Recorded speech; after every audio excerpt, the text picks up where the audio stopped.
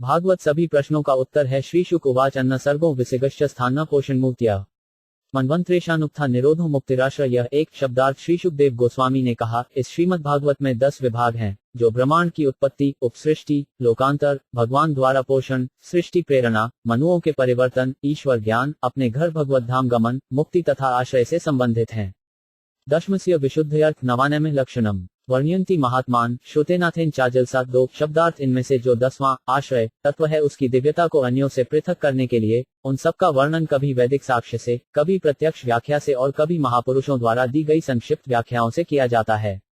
भूत मात्रेंद्रिय धिया जन्म सर्ग उदाहता ब्रह्मणो गुण वैश्प्याद विसर्ग पौरुष स्मृत। 3 शब्दार्थ पदार्थ के 16 प्रकार अर्थात 5 तत्व क्षिति, जल, पावक, गगन तथा वायु, ध्वनि, रूप, स्वाद, गंध, स्पर्श तथा नेत्र, कान, नाक, जीभ, त्वचा एवं मन की तात्विक सृष्टि सर्ग कहलाती है और प्रकृति के गुणों की बात की अंतःक्रिया विसर्ग कहलाती है।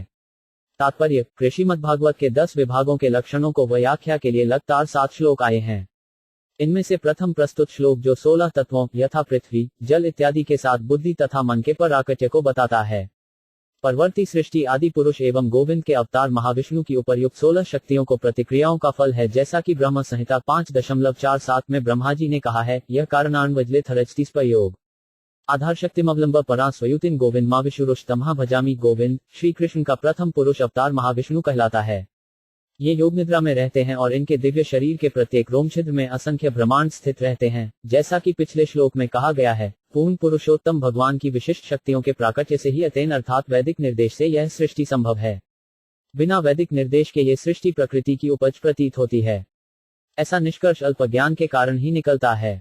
वैदिक निर्देश से स्पष्ट है कि समस्त शक्तियों अंतरंगा, बहिरंगा तथा तत्स्था के मूल तो पूर्ण पुरुषोत्तम भगवान ही हैं। और जैसा पहले बताया गया है, ये तो ब्रह्मपूर्ण निष्कर्ष है कि यह सृष्टि जड़ प्रकृति द्वारा बनी है। वैदिक निष्कर्ष दिव्य प्रकाश है, जबकि अवैदिक निष्कर्ष भौतिक अंधकार है। परमेश्वर की अंतरंगा शक्ति तथा परमेश्वर एक है और बहिरंगा शक्ति अंतरंगा शक्ति के संपर्क में ही प्रकाशित होती है। अंतरंगा शक्ति के अंश प्रत्यंश जो बहिरंगा शक्ति से सर्वपद जो क्रिया होती है, वह तत्स्था शक्ति अथवा जीवात्मा कहलाती है। इस प्रकार आदि सृष्टि तो प्रत्यक्ष पूर्ण पुरुषोत्तम भगवान या परब्रह्म से होती है और गौण सृष्टि, जो मूल अवयवों की प्रतिक्रियाओं का फल है, ब्रह्मा द्वारा रची जाती है। इस तरह समस्त ब्रह्मांड के कार्य प्रारंभ होते हैं।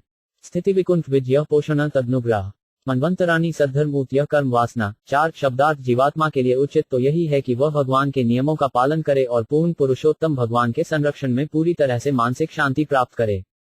सभी मनु तथा उनके नियम जीवन को सही दिशा प्रदान करने के लिए हैं। कार्य करने की प्रेरणा ही सकौम कर्म की आकांक्षा है। तात्पर्य: ये भौतिक संसार सृजित होता है, कुछ काल तक बना रहता है और भगवान की इच्छा से पुनः विनष्ट हो जाता है। सृष्टि के अवयवों तथा उपस्रष्टा ब्रह्मा की उत्पत्ति भगवान विष्णु द्वारा अपने प्रथम तथा द्वितीय अवतारों में की जाती है। प्रथम पुरुष अवतार महाविष्णु हैं और दूसरे पुरुष अवतार गर्भोत्कर्षाय विष्णु हैं, जन से ब्रह्मा उत्पन्न हुए। तृतीय पुरुष अवतार क्षीरोत्कर्षाय विष्णु हैं, जो ब्रह्मांड की प्रत्येक वस्तु में परमात्मा स्वरूप स्थित रहते हैं और ब्रह्मा द्वारा रची गई सृष्टि का पालन करते हैं। ब्रह्मा के अनेक पुत्रों में से शिव भी एक हैं, जिनका कार्य इस सृष्टि का संहार है। अतः ब्रह्मांड के मूल सृष्टा तो विष्णु हैं और वे अपनी अहेतुकी कृपा से उत्पन्न जीवों के पालक भी हैं। इस प्रकार समस्त बद्ध जीवों को भगवान की श्रेष्ठता स्वीकार करनी चाहिए और उनके शुद्ध भक्त बनकर इस कष्टमय तथा संकटमय संसार में शांतिपूर्वक रहना चाहिए। इस संसार को अपनी इंद्रिय तुष्टि के लिए उपयुक्त समझने और इस प्रकार विष्णु की बहिरंगा शक्ति द्वारा मोहग्रस्त होने के कारण बद्ध जीव को सृष्टि तथा विनाश के प्राकृतिक नियमों को फिर से भोगने के लिए रहना पड़ता है। भगवद गीता में कहा गया है कि ब्रह्मांड के सर्वोच्च लोक से लेकर सबसे निचले लोक पाताल लोक तक के सारे लोक नाशवान हैं और बद्ध जीव अपने अच्छे या बुरे कर्मों से या आधुनिक अंतरिक्ष यान से अंतरिक्ष में विचरण कर सकते हैं, किंतु कहीं पर भी उनकी मृत्यु निश्चित है। हाँ, भिन्न भिन्न लोकों में उनकी आयु पृथक पृथक होती है, किंतु शाश्वत जीवन प्राप्त करने का एकमात्र उपाय है भगवान के धाम को वापस जाना, जहां पर भौतिक लोकों की भांति पुनर्जन्म नहीं होता। वैकुंठ के स्वामी के साथ अपने संबंधों को विसरा देने के कारण बद्ध जीव इस सीधी सी बात से अनजान रहकर इस भौतिक जगत में स्थायी जीवन बिताने की योजना बनाने का प्रयास करते हैं। बहिरंगा शक्ति से मोहित होने के कारण वे विभिन्न प्रकार के आर्थिक तथा धार्मिक विकास कार्यों में व्यस्त हो जाते हैं और यह भूल जाते हैं कि उनका उद्देश्य भगवान के धाम वापस जाना है। माया के प्रभाव से यह विस्मृति इतनी प्रबल होती है कि बद्ध जीव भगवान के धाम वापस जाना ही नहीं चाहते। इंद्रिय सुख के कारण वे बार बार जन्म मरण के चक्र में फंसते रहते हैं और मनुष्य जीवन को बिगाड़ लेते हैं, जिसमें ही भगवान के धाम को वापस जाने के अवसर प्राप्त होते हैं। विभिन्न युगों तथा कल्पों में मनु ने जो आदेशात्मक शास्त्र बनाए वे सद्धर्म कहलाते हैं। वे मनुष्यों के लिए सन्मार्ग दिखाने वाले हैं, अतः मनुष्यों को चाहिए कि वे अपने हित में तथा अंतकाल को सफल बनाने के लिए इन शास्त्रों का उपयोग करें। सृष्टि मिथ्या नहीं है, किंतु यह अस्थायी प्राकट्य है और बद्ध जीवों को भगवान के धाम वापस जाने के लिए अवसर प्रदान करने के लिए है। भगवान के पास जाने की इच्छा तथा उस दिशा में किए गए कार्यों से ही कर्म का सन्मार्ग बनता है। जो ऐसे नियमित पथ का अनुसरण करते हैं, भगवान अपने उन भक्तों को अहेतु की कृपावश संरक्षण प्रदान करते हैं, किंतु जो अभक्त हैं, वे सकौम कर्मों के बंधन में फंसकर अपने को कार्यकलापों के जोखिम में डाल देते हैं। इस प्रसंग में सद्धर्य शब्द महत्वपूर्ण है। सद्धर्म अर्थात भगवान के धाम वापस जाने के लिए अपना कर्तव्य करना और इस तरह शुद्ध भक्त बनना पवित्र कार्य है। अन्य सभी लोग पवित्र होने का ढोंग रचते हैं, किंतु वास्तव में वे ऐसे होते नहीं। इसीलिए भगवान ने भगवद गीता में उपदेश दिया है कि मनुष्य को समस्त तथाकथित धार्मिक कार्यों को त्याग कर भगवान की भक्तिमय सेवा में लग जाना चाहिए, जिससे वह इस भौतिक संसार के भयावह जीवन के समस्त कष्टों से मुक्त हो सके। सद्धर्म में स्थित रहने के लिए कार्य करना ही जीवन की सही दिशा है। मनुष्य का उद्देश्य भगवान के धाम जाना होना चाहिए, न कि अस्थायी जीवन के लिए उत्तम या निष्कृष्ट शरीर ग्रहण करके इस संसार के जन्म मरण के आवागमन में फंसना। इसी में मानव जीवन की बुद्धिमत्ता है और मनुष्य को ऐसे ही जीवन के कार्यकलापों की आकांक्षा करनी चाहिए। अवतारानुचरितम हरेश्वास्यानुवर्तिनाम पुंसोमीश कथा प्रोक्ता नानाख्यानो गृह्णिता। 5 शब्दार्थ ईश्वर विज्ञान। ईश कथा श्री भगवान के विविध अवतारों, उनकी लीलाओं तथा साथ ही उनके भक्तों के कार्यकलापों का वर्णन करता है। तात्पर्य, इस ब्रह्मांड के अस्तित्व काल में इतिहास का अनुक्रम बनता है, जिसमें जीवात्माओं के कार्यों का लेखा जोखा अंकित होता है। सामान्य रूप से लोगों में विभिन्न व्यक्तियों तथा कालों के इतिहास तथा आख्यानों को जानने की प्रवृत्ति होती है, किंतु ईश्वर विज्ञान ईश कथा के विषय संबंधी ज्ञान के अभाव के कारण वे भगवान के अवतारों के इतिहास का अध्ययन करने में सक्षम नहीं होते। ये सदैव स्मरण रखा जाना चाहिए है कि यह सृष्टि बद्ध जीवों के मोक्ष के लिए बनी है। भगवान अपनी अहेतुकी कृपा के कारण इस भौतिक संसार के विविध लोकों में अवतरित होकर बद्ध जीवों के मोक्ष के लिए कार्य करते हैं। इससे इतिहास तथा आख्यान पठनीय बन जाता है। श्रीमद्भागवत में भगवान तथा उनके भक्तों के संबंध में अनेक दिव्य कथाएं हैं। फलत, भक्तों तथा भगवान की कथाओं को आदरपूर्वक सुनना चाहिए। निरोधो 5 स्यानुशयनमात्मन सह शक्तिभेय मुक्तिवान यथारूप स्वरूपेण व्यवस्थिति। 6 शब्दार्थ अपनी बद्धावस्था के जीवन संबंधी प्रवृत्ति के साथ जीवात्मा का शयन करते हुए महाविष्णु में लीन होना प्रकट ब्रह्मांड का परिसमापन कहलाता है। परिवर्तनशील स्थूल तथा सूक्ष्म शरीरों को त्याग कर जीवात्मा के रूप की स्थायी स्थिति मुक्ति है। तात्पर्य, जैसा कि हम कई बार कह चुके हैं, जीवात्मा 2 प्रकार के होते हैं। उनमें से अधिकांश नित्य मुक्त होता है और कुछ नित्य बद्ध होते हैं। नित्य बद्ध जबों में प्रकृति के ऊपर स्वामित्व प्राप्त करने की मानसिकता के विकास को संभावना होती है, अतः उन्हें 2 प्रकार की सुविधाएं प्रदान करने के लिए भौतिक विश्व का प्राकट्य होता है। पहली सुविधा के अनुसार बद्ध जीव स्वेच्छा से विश्व पर अधिकार जमा सकता है और दूसरी सुविधा के अनुसार वह भगवान के धाम को वापस जा सकता है। अतः विश्व के लय होने पर अधिकांश बद्ध जीव योग निद्रा में लेटे हुए भगवान महाविष्णु में लीन हो जाते हैं, जिससे वे अगली सृष्टि में पुनः जन्म लें। किंतु कुछ बद्ध जीव वैदिक साहित्य की दिव्य ध्वनि का अनुसरण करते हुए भगवान के धाम को वापस जाने में समर्थ होते हैं और अपने बद्ध स्थूल तथा सूक्ष्म भौतिक शरीरों को त्याग कर आध्यात्मिक एवं आदि शरीर प्राप्त करते हैं। ईश्वर से अपने संबंधों को भूल जाने से जीवात्माओं को भौतिक बद्ध शरीर प्राप्त होते हैं और विश्व के प्राकट्य होने पर बद्ध जीवों को शास्त्रों की सहायता से, जिन्हें भगवान ने अपने विभिन्न अवतारों के समय कृपावश संकलित किया है, अपनी मूल स्थिति को पुनरुज्जीवित करने का अवसर प्रदान किया जाता है। ऐसे दिव्य साहित्य के श्रवण या पठन से बद्ध अवस्था में होते हुए भी जीव को मुक्त होने में सहायता मिलती है। समस्त वैदिक साहित्य का उद्देश्य श्री भगवान की भक्तिमय सेवा करना है और जैसे ही इस पद पर कोई स्थित हो जाता है, उसे तुरंत ही बद्ध जीवन से छुटकारा मिल जाता है। भौतिक स्थूल तथा सूक्ष्म रूपों का कारण मात्र बद्ध जीव की अज्ञानता है और ज्यों ही वह भगवान को भक्ति में स्थित हो जाता है, वह बद्ध अवस्था से मुक्ति पाने का अधिकारी बन जाता है। ये भक्ति परमेश्वर के लिए दिव्य आकर्षण होती है, क्योंकि परमेश्वर समस्त भावों रसों के स्रोत हैं। प्रत्येक प्राणी किसी न किसी भाव के आनंद का इच्छुक होता है, किंतु वह समस्त आकर्षण के परम स्रोत को नहीं जानता। रसो वे सहरस ह्योवाय लब्ध्वानंदी भवाति। वैदिक स्तोत्र समस्त आनंद के परम स्रोत की जानकारी देते हैं। समस्त आनंद का स्रोत भगवान है और जो भाग्यशाली मनुष्य श्रीमद् भागवत जैसे दिव्य ग्रंथों के द्वारा इस संदेश को प्राप्त करने में समर्थ है, वह सदा के लिए मुक्त होकर वैकुंठ में अपना रचित स्थान ग्रहण करता है। आभासश्च निरोधश व्यतो 5 सराश्रय पर ब्रह्म परमात्मेति शभाते। 7 शब्दार्थ परम पुरुष अथवा परमात्मा कहलाने वाले परमेश ही दृश्य जगत के परम स्रोत, इसके आगार, आश्रय तथा लय हैं। इस प्रकार वे परम स्रोत, परम सत्य हैं। तात्पर्य, जैसा कि श्रीमद्भागवत के प्रारंभ में कहा गया है, समस्त शक्तियों के परम स्रोत के पर्याय जनमागस्य यत् वदन्ति तत्तत्त्वदस्तत्वम यज्ञानम अद्वयम ब्रह्मेति परमात्मेति भगवान इति शब्दें परब्रह्म परमात्मा या भगवान कहलाते हैं। इस श्लोक में इति शब्द के प्रयोग से पर्यायों का अंत हो जाता है और इस पर अकार भगवान का द्योतक है। इसको और व्याख्या बाद के श्लोकों में की जाएगी, किंतु अंततः इस भगवान का अर्थ है भगवान कृष्ण, क्योंकि श्रीमद्भागवत ने पूर्ण पुरुषोत्तम भगवान को कृष्ण रूप में पहले ही मान लिया है। कृष्णस्तु भगवान स्वयं समस्त शक्तियों का मूलाधार परम सत्य है, जो परब्रह्म इत्यादि कहलाता है, और भगवान परम सत्य के लिए अंतिम शब्द है। किंतु भगवान के पर्यायों में से यथा नारायण, विष्णु तथा पुरुष में से अंतिम शब्द कृष्ण है, जिसकी पुष्टि भगवद गीता में हुई है, अहम सर्वस्य प्रथमो मत सर्व प्रवृत्ति। इसके अतिरिक्त श्रीमद्भागवत भगवान के शब्द अवतार रूप में भगवान कृष्ण का प्रतिरूप है। कृष्ण स्वधामोपत्ते धर्मज्ञानाय भी सह कला नष्टशामेश पुराणा को धुनोदित धायवत 1.3.43। इस प्रकार यह निष्कर्ष निकला कि भगवान श्री कृष्ण समस्त शक्तियों के परम स्रोत हैं और कृष्ण शब्द का अर्थ भी यही है। कृष्ण अथवा कृष्ण तत्व की व्याख्या के लिए ही श्रीमद्भागवत की रचना की गई है। श्रीमद्भागवत के प्रथम स्कंध में सूत गोस्वामी तथा शौनक जैसे महान ऋषियों के प्रश्नोत्तर से इस सत्य को जानकारी मिलती है, और इसी स्कंध के प्रथम तथा द्वितीय अध्यायों में इसकी व्याख्या है। तृतीय अध्याय में विषय को स्पष्ट किया गया है तथा चतुर्थ अध्याय में यह और भी स्पष्ट होती जाती है। द्वितीय स्कंध में श्री भगवान के रूप में परम सत्य पर बल दिया गया है और परम ईश्वर श्री कृष्ण है, ऐसा दर्शाया गया है। जैसा कि पहले कहा जा चुका है, 4 श्लोकों में श्रीमद्भागवत का सार संक्षेप में दिया गया है। इन पूर्ण पुरुषोत्तम भगवान के विषय की अंततः ब्रह्मा ने ब्रह्म संहिता में इस प्रकार पुष्टि की है, ईश्वर परम कृष्ण सच्चिदानंद विग्रह। ऐसा ही श्रीमद्भागवत के तृतीय स्कंध से निष्कर्ष निकलता है। पूर्ण विषय की विस्तृत व्याख्या श्रीमद्भागवत के दशम तथा एकादश स्कंधों में मिलती है। स्वयंभुव मनवंतर तथा चाशुष मनवंतर जैसे मनवंतरों के प्रसंग में, जिनकी व्याख्या तृतीय, चतुर्थ, पंचम, षष्ठ तथा सप्तम स्कंध में की गई है, श्री कृष्ण का ही संकेत है।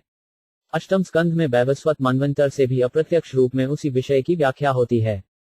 नवम स्कंध का भी वही सार है। 12वें स्कंध में विशेष रूप से भगवान के विविध अवतारों के विषय में आगे व्याख्या की गई है।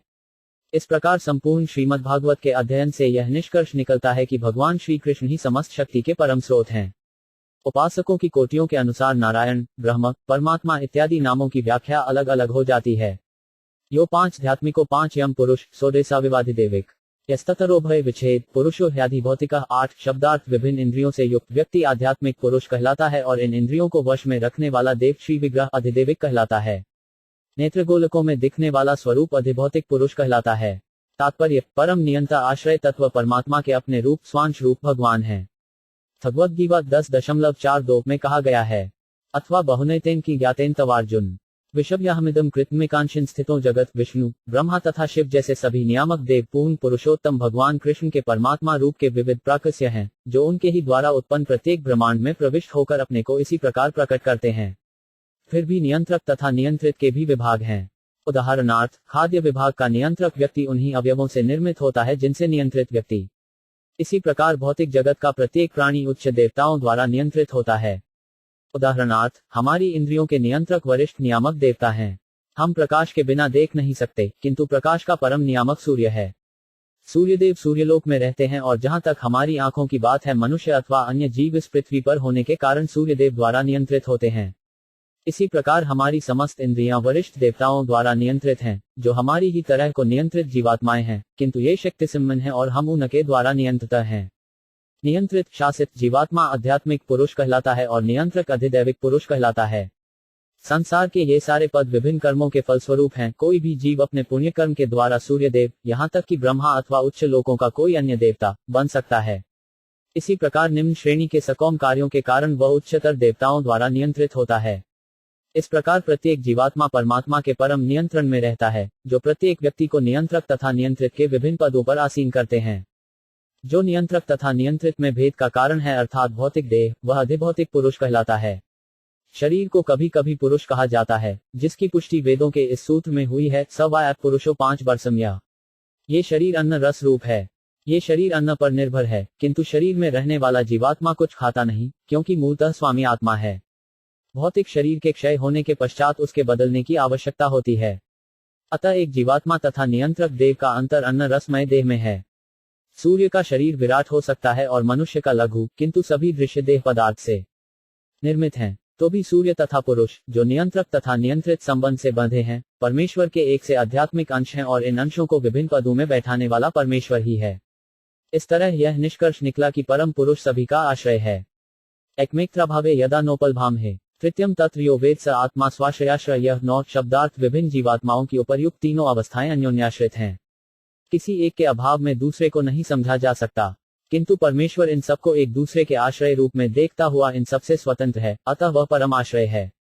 तात्पर्य, जीवात्माएं असंख्य हैं और नियंत्रक तथा नियंत्रित संबंध द्वारा एक दूसरे पर आश्रित हैं, किंतु बिना देखे कोई यह नहीं जान सकता है कि कौन नियंत्रक है और कौन नियंत्रित है।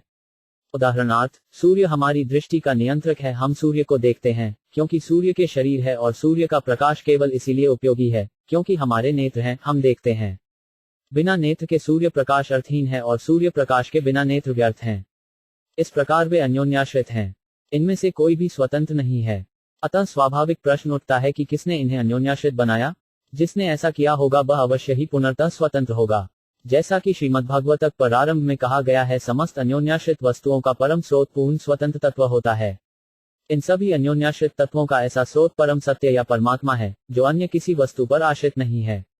वह स्वाश्रयाश्रय है, वह केवल अपने आप पर आश्रित है, अतः प्रत्येक वस्तु का परम आश्रय वह है। यद्यपि परमात्मा तथा ब्रह्म भगवान के आश्रित हैं, क्योंकि भगवान ही पुरुषोत्तम या परम पुरुष हैं, किंतु वह परमात्मा का भी स्रोत है। भगवद गीता 15.18 में भगवान कृष्ण कहते हैं कि जे पुरुषोत्तम हैं और हर वस्तु के स्रोत हैं। अतः यह निष्कर्ष निकलता है कि श्री कृष्ण समस्त जीवों के, यहाँ तक कि परमात्मा तथा परब्रह्म के भी परम स्रोत तथा आश्रय हैं।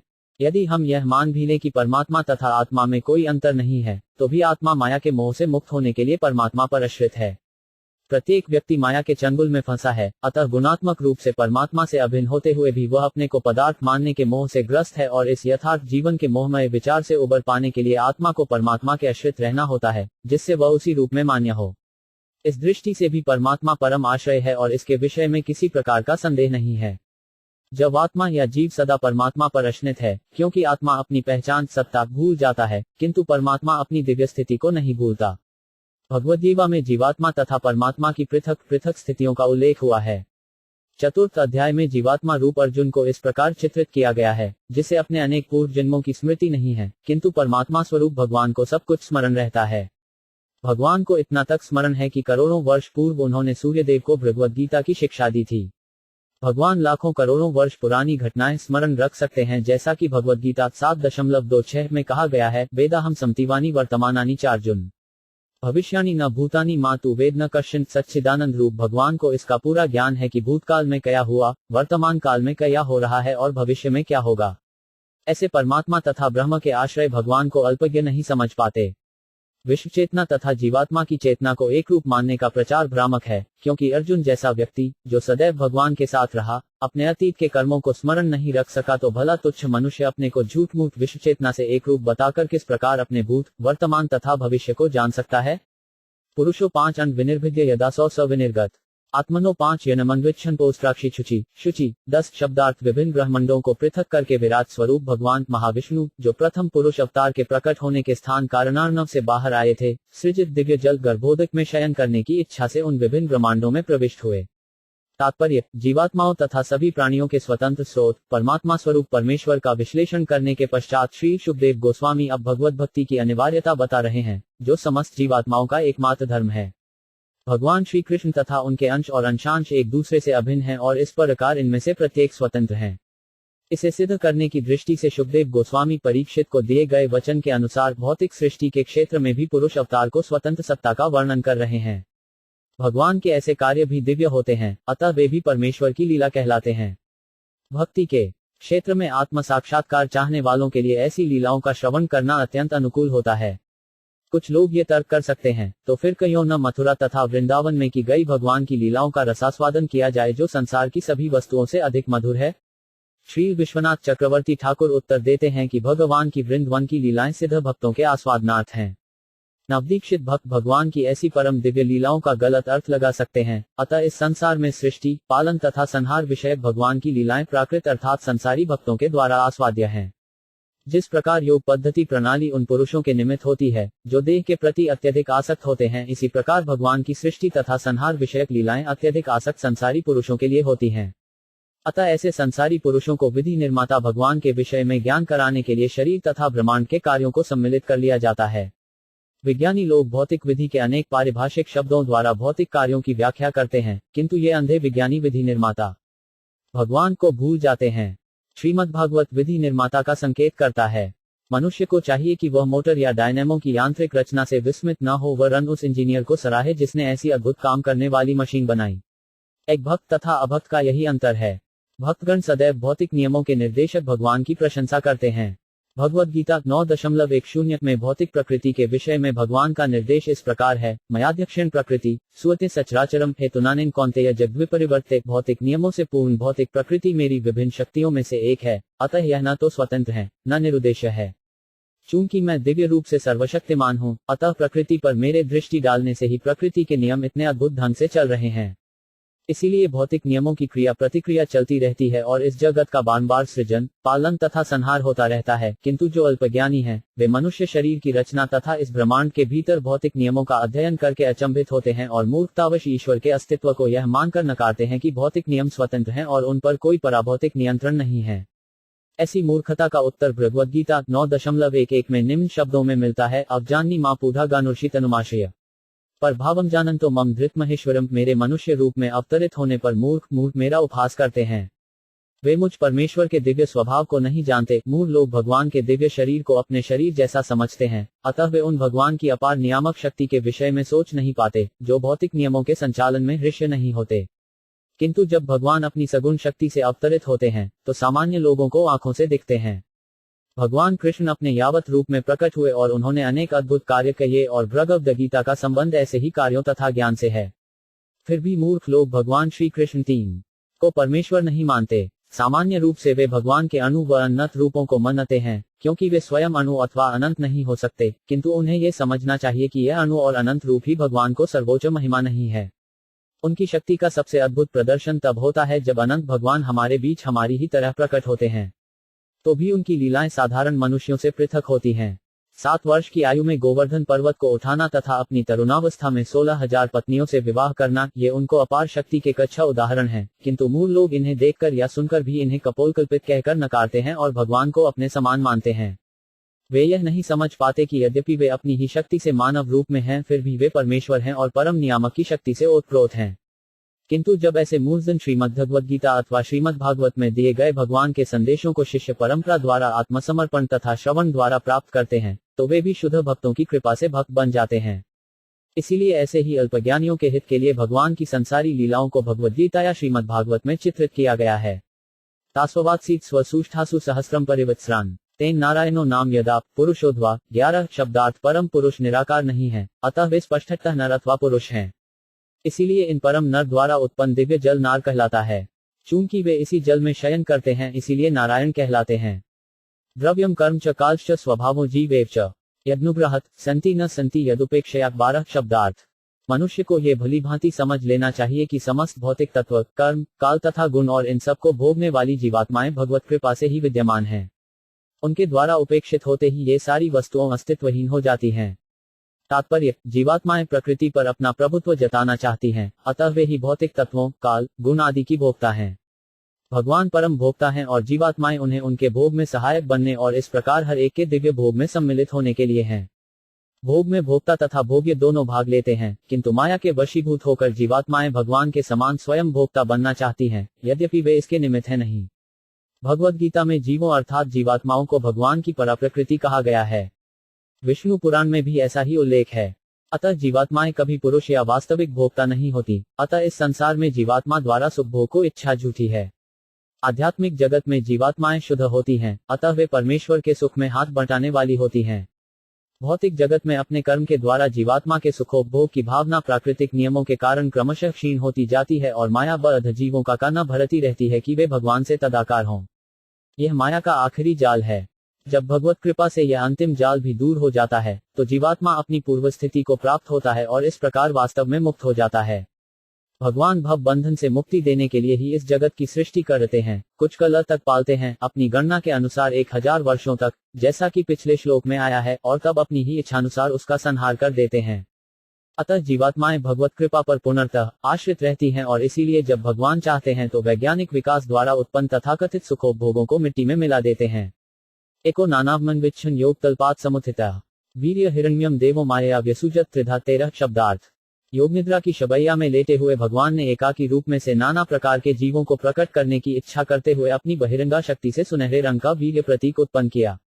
तात्पर्य, भगवद गीता 9.7-8 में भौतिक जगत की सृष्टि तथा संहार का वर्णन इस प्रकार से हुआ है। सर्वभूतानि कौन्तेय प्रकृतिं यान्ति मामिकौम कल्पक्षये पुनस्तानि कल्पाद् व्यरिजाग्यहं प्रकृतिं स्वामवष्टभ्य विसृजामि पुनः पुनः भूतग्राम्यं कृत्स्नं वर्ष प्रकृतेर्षात् एकुंती पुत्र। कल्प के अंत होने पर सृजनात्मक शक्तियां अर्थात भौतिक प्रकृति एवं भौतिक प्रकृति में संघर्षरत सारे जब मेरी दिव्य प्रकृति में लीन हो जाते हैं और फिर से उन्हें प्रकट करने की मेरी इच्छा करने पर मैं उन्हें अपनी शक्ति से पुनः उत्पन्न करता हूँ। संपूर्ण हर्ष जगत मेरे अधीन कार्य करता है। यह मेरी इच्छा से बार बार स्वतः प्रकट होता रहता है और मेरी ही इच्छा से अंत में विनष्ट होता है। इस प्रकार ब्रह्मांड की सृष्टि के पूर्व भगवान अपनी पूर्ण शक्ति महासमष्टि के रूप में विद्यमान रहते हैं और अपने को अनेक करने की इच्छा से वे अपने को बहुमुखी पूर्ण शक्ति समष्टि में विस्तारित करते हैं। फिर वे इससे व्यष्टि रूप में आध्यात्मिक, अधिदैविक तथा अधिभौतिक आयामों में विस्तार करते हैं। इस प्रकार संपूर्ण सृष्टि तथा सृजन शक्तियां अभिन्न होते हुए भी भिन्न भिन्न होती हैं। चूंकि प्रत्येक प्राणी उन्हीं यह विष्णु या महासमष्टि से उद्भूत है, अतः विश्व की कोई शक्ति उनसे पृथक नहीं है, किंतु इन सभी विस्तारित शक्तियों के अपने अपने विशिष्ट कार्य तथा ईश्वर निर्मित खेल हैं, अतः वे भगवान से भिन्न भी हैं। जीवात्माएं भी भगवान की ऐसी ही शक्ति तत्स्था शक्ति हैं, अतः वे एक ही समय भगवान से अभिन्न होते हुए भिन्न भी हैं। अप्रकट अवस्था में जीवित शक्तियां भगवान के भीतर ही सामर्थ्य मुक्त रहती हैं और जब जगत में निर्बंध छोड़ दिया जाता है तो वे प्रकृति के गुणों के अधीन विभिन्न इच्छाओं के अनुरूप भिन्न भिन्न प्रकार से प्रदर्शित होती हैं। जीवित शक्तियों के ऐसे असमान प्राकट्य जीवों की बद्ध अवस्था के सूचक हैं, लेकिन अपने सनातन प्राकट्य में मुक्त जीवात्मा अबद्ध रूप में शरणागत हो चुके होते हैं, अतः वे सृष्टि तथा संहार के अधीन नहीं आते। इस तरह योग निद्रा में अपनी शैया में लेटे हुए भगवान की चितवन से इस सृष्टि का सृजन होता है और इस तरह सारे ब्रह्मांड तथा ब्रह्मांड के स्वामी ब्रह्मा बार बार प्रकट होते और विनष्ट होते रहते हैं। अधिदैवमथाध्यात्ममधिभूतमिति प्रभु अथेकम पौरुष वीर्य त्रिधाभिद्यत तच्छृणु 14 शब्दार्थ। मुझसे सुनो कि भगवान अपनी एक शक्ति को किस प्रकार अधिदेव, अध्यात्म तथा अधिभूत नामक 3 भागों में विभक्त करते हैं, जिसका उल्लेख ऊपर हो चुका है। अंतः शरीर आकाशात पुरुषस्य विचेष्टत ओज सहो बल जगे ततः प्राणो महानसु। 15 शब्दार्थ। महाविष्णु के दिव्य शरीर के भीतर स्थित आकाश से इंद्रिय बल, मानसिक बल तथा शारीरिक बल उत्पन्न होते हैं। इनके साथ ही संपूर्ण जीवनी शक्ति प्राण का समग्र उत्स स्रोत उत्पन्न होता है। अनुप्रांति यम प्राणा प्राणतः सर्व जंतुषु अपानंतम पानंती नर देवम वानुगा। 16। जिस प्रकार राजा के अनुयायी अपने स्वामी का अनुसरण करते हैं, उसी तरह संपूर्ण शक्ति के गतिशील होने पर अन्य समस्त जीव हिलते डुलते गति करते हैं और जब संपूर्ण शक्ति निष्वेष्ट हो जाती है तो अन्य समस्त जीवों की इंद्रिय क्रियाशीलता रुक जाती है। तात्पर्य, व्यष्टि जीवात्माएं परम पुरुष की पूर्णतया शक्ति पर निर्भर रहती हैं। किसी का स्वतंत्र अस्तित्व नहीं रहता। जिस प्रकार विद्युत बल्ब में स्वतंत्र तेज नहीं होता, बिजली का प्रत्येक यंत्र बिजली घर पर पूर्ण रूप से निर्भर रहता है। ये बिजली घर बिजली उत्पादन के लिए जलाशय पर निर्भर रहता है, जलाशय बादलों पर, बादल सूर्य पर और सूर्य सृष्टि पर निर्भर रहती है और यह सृष्टि पूर्ण पुरुषोत्तम भगवान की चेष्टा अथवा गति पर निर्भर करती है। इस प्रकार भगवान समस्त कारणों के कारण स्वरूप हैं। प्राणिनाक्षिप्ता क्षुत्रिंत्रा जायते विभो पिपासतो जक्षतश्च प्रायमुख निरभिद्यत। 17 शब्दार्थ। विराट पुरुष द्वारा विचलित किए जाने पर जीवनी शक्ति प्राण ने भूख तथा प्यास को उत्पन्न किया और जब विराट पुरुष ने पीने तथा खाने की इच्छा की तो मुंह खुल गया। तात्पर्य, जिस प्रकार से माता के गर्भ में जीवों के अंगों तथा ऐन्द्रिक अनुभूतियों का विकास होता है, उसी प्रकार से समस्त जीवों से समष्टि रूप विराट पुरुष का भी विकास होता प्रतीत होता है। अतः समस्त सृजन कार्य का परम कारण निर्गुण या निश्चेष नहीं है। भगवान में भी समस्त प्रकार की कर्मेंद्रियों तथा ज की अनुभूतियां रहती हैं और इस तरह प्रत्येक व्यक्ति में घटित होती हैं। यह इच्छा या चेष्टा परम पुरुष का स्वभाव है। चूंकि वे समस्त मुखों की समष्टि हैं, अतः अलग अलग जीवात्माओं में मुख होता है। इसी प्रकार से अन्य सारी इंद्रियां तथा उनके अंग भी होते हैं। यहाँ पर मुख समस्त इंद्रियों का प्रतीक स्वरूप है, क्योंकि अन्यों पर भी यही नियम लागू होते हैं। मुखत्स्थालु निर्भिन्न जिह्ला तत्रोपजायते ततो नाना रसो जजे जिनया योथिग्रम्यते। 18 शब्दार्थ। मुख से तालु प्रकट हुआ और फिर जीभ भी उत्पन्न हुई। इन सब के बाद विविध स्वादों की उत्पत्ति हुई जिससे जीभ उनका स्वाद ले सके। तात्पर्य, विकास की यह क्रमिक प्रक्रिया नियामक देवों अधिदैव की व्याख्या प्रस्तुत करती है, क्योंकि आस्वाद्य रसों का नियामक देव वरुण है। अतः मुख जीभ का आश्रय स्थल बनता है, जो विभिन्न रसों का आस्वाद करती है, जिनका नियामक देव वरुण है। इससे ऐसा लगता है कि जीव के साथ ही वरुण भी उत्पन्न हुआ। जीव तथा तालु निमित्त मात्र होने के कारण अधिभूत या पदार्थ के रूप हैं, जबकि कार्य करने वाला देव अधिदेव है, जो कि जीव है तथा जिस पुरुष पर कार्य किया जाता है वह अध्यात्म है। इस प्रकार विराट पुरुष के मुख खुलने के पश्चात तीनों श्रेणियों के जन्म की व्याख्या हो जाती है। प्रस्तुत श्लोक में 4 सिद्धांत दिए गए हैं, जिनसे पहले बताए गए 3 प्रमुख तत्वों अध्यात्म, अधिदैव तथा अधिभूतम की व्याख्या हो जाती है। विवशक्षो मुक्तो भूम्न वहिवांग व्याहतयो जले चैत्स्य सुचिरण निरोध समझायत 19 शब्दार्थ। जब परम पुरुष की बोलने की इच्छा हुई तो उनके मुख से वाणी गूंजी। फिर मुख से अधिष्ठाता देव अग्नि की उत्पत्ति हुई, किंतु जब वे जल में शयन कर रहे थे तो ये सारे कार्य बंद पड़े थे। तात्पर्य, विभिन्न इंद्रियों के क्रमिक विकास की विचित्रता की पुष्टि उनके अधिष्ठाता देवों से हो जाती है। अतः ये समझ लेना चाहिए कि इंद्रियों के कार्य परमेश्वर की इच्छा द्वारा नियंत्रित होते हैं। ये इंद्रियां एक प्रकृति से बद्ध जीवों को छूट प्रदान करती हैं, जिन्हें इनका उपयोग परमेश्वर द्वारा नियुक्त अधिष्ठाता देवों के नियंत्रण में करना होता है। जो इन विधानों का उल्लंघन करता है उसे निम्न स्तर के जीवन में गिराकर दंडित किया जाता है। उदाहरणार्थ, जीव तथा इसके अधिष्ठाता देव वरुण पर विचार करें। जीव खाने के लिए है और मनुष्य, पशु तथा पक्षी अपनी अपनी स्वतंत्रता के कारण अलग अलग स्वाद रखते हैं। एक मनुष्य तथा एक शूक के स्वाद एक से नहीं होते, किंतु जब विशिष्ट जीवात्मा विभिन्न गुणों के अनुसार कोई स्वाद विकसित कर लेता है तो अधिष्ठाता देव उसे विशिष्ट प्रकार का शरीर प्रदान करता है। किंतु यदि विवेकहीन होकर मनुष्य शूक की भांति स्वाद विकसित करता है तो उसे अगले जन्म में शूक का शरीर मिलता है। शूक सब प्रकार का भोजन स्वीकार करता है, यहाँ तक कि विष्ठा भी खाता है। अतः जो मनुष्य बना बिचारे ऐसा स्वाद विकसित करता है उसे अगले जीवन में निम्न जीवन बिताने के लिए तैयार रहना चाहिए। ऐसा जीवन भी भगवत कृपा ही है, क्योंकि बद्ध जीव ने जिस विशिष्ट प्रकार के भोजन का स्वाद चाहा उसे जैसा ही शरीर मिला। यदि मनुष्य को शूक का शरीर मिले तो इसे भगवत कृपा ही समझनी चाहिए, क्योंकि भगवान वैसी ही सुविधा प्रदान करते हैं। मृत्यु के पश्चात जो शरीर प्राप्त होता है वह अंधाधुंध नहीं वरन परम नियंता द्वारा प्रदान किया जाता है। अतः मनुष्य को सचेत रहना चाहिए कि अगले जीवन में उसे किस प्रकार का शरीर मिलने वाला है। अविवेकपूर्ण गैर जिम्मेदार जीवन घातक होता है और सभी साजों की यही जोशना है। नासिके निरभिद्यता दोधुयति नप्स्वती तत्व वायुगंथ वहो घ्राणो नसी जिघुष्टः 20 शब्दार्थ। तत्पश्चात जब परम पुरुष को सुगंधि सूंघने की इच्छा हुई तो नथुने तथा श्वास, घ्राणेन्द्रिय तथा सुगंधियों की उत्पत्ति हुई और सुगंधि को वहन करने वाली वायु के अधिष्ठाता देव भी प्रकट हुए। तात्पर्य, जब भगवान को सूंघने की इच्छा हुई तो नासिका, सुगंध, अधिष्ठाता वायुदेव, प्राणशक्ति इत्यादि एक साथ प्रकट हो गए। उपनिषदों में आए इस कथन की वैदिक मंत्रों द्वारा पुष्टि होती है कि जीवात्मा द्वारा कोई कार्य करने के पूर्व ईश्वर पर प्रत्येक वस्तु के लिए इच्छा प्रकट करते हैं। जीवात्मा तभी देख सकता है जब ईश्वर देख रहा हो, जीवात्मा तभी सूंघ सकता है जब ईश्वर सूंघे इत्यादि। कहने का तात्पर्य यह है कि जीवात्मा कोई भी कार्य स्वतंत्र रूप से नहीं कर सकता।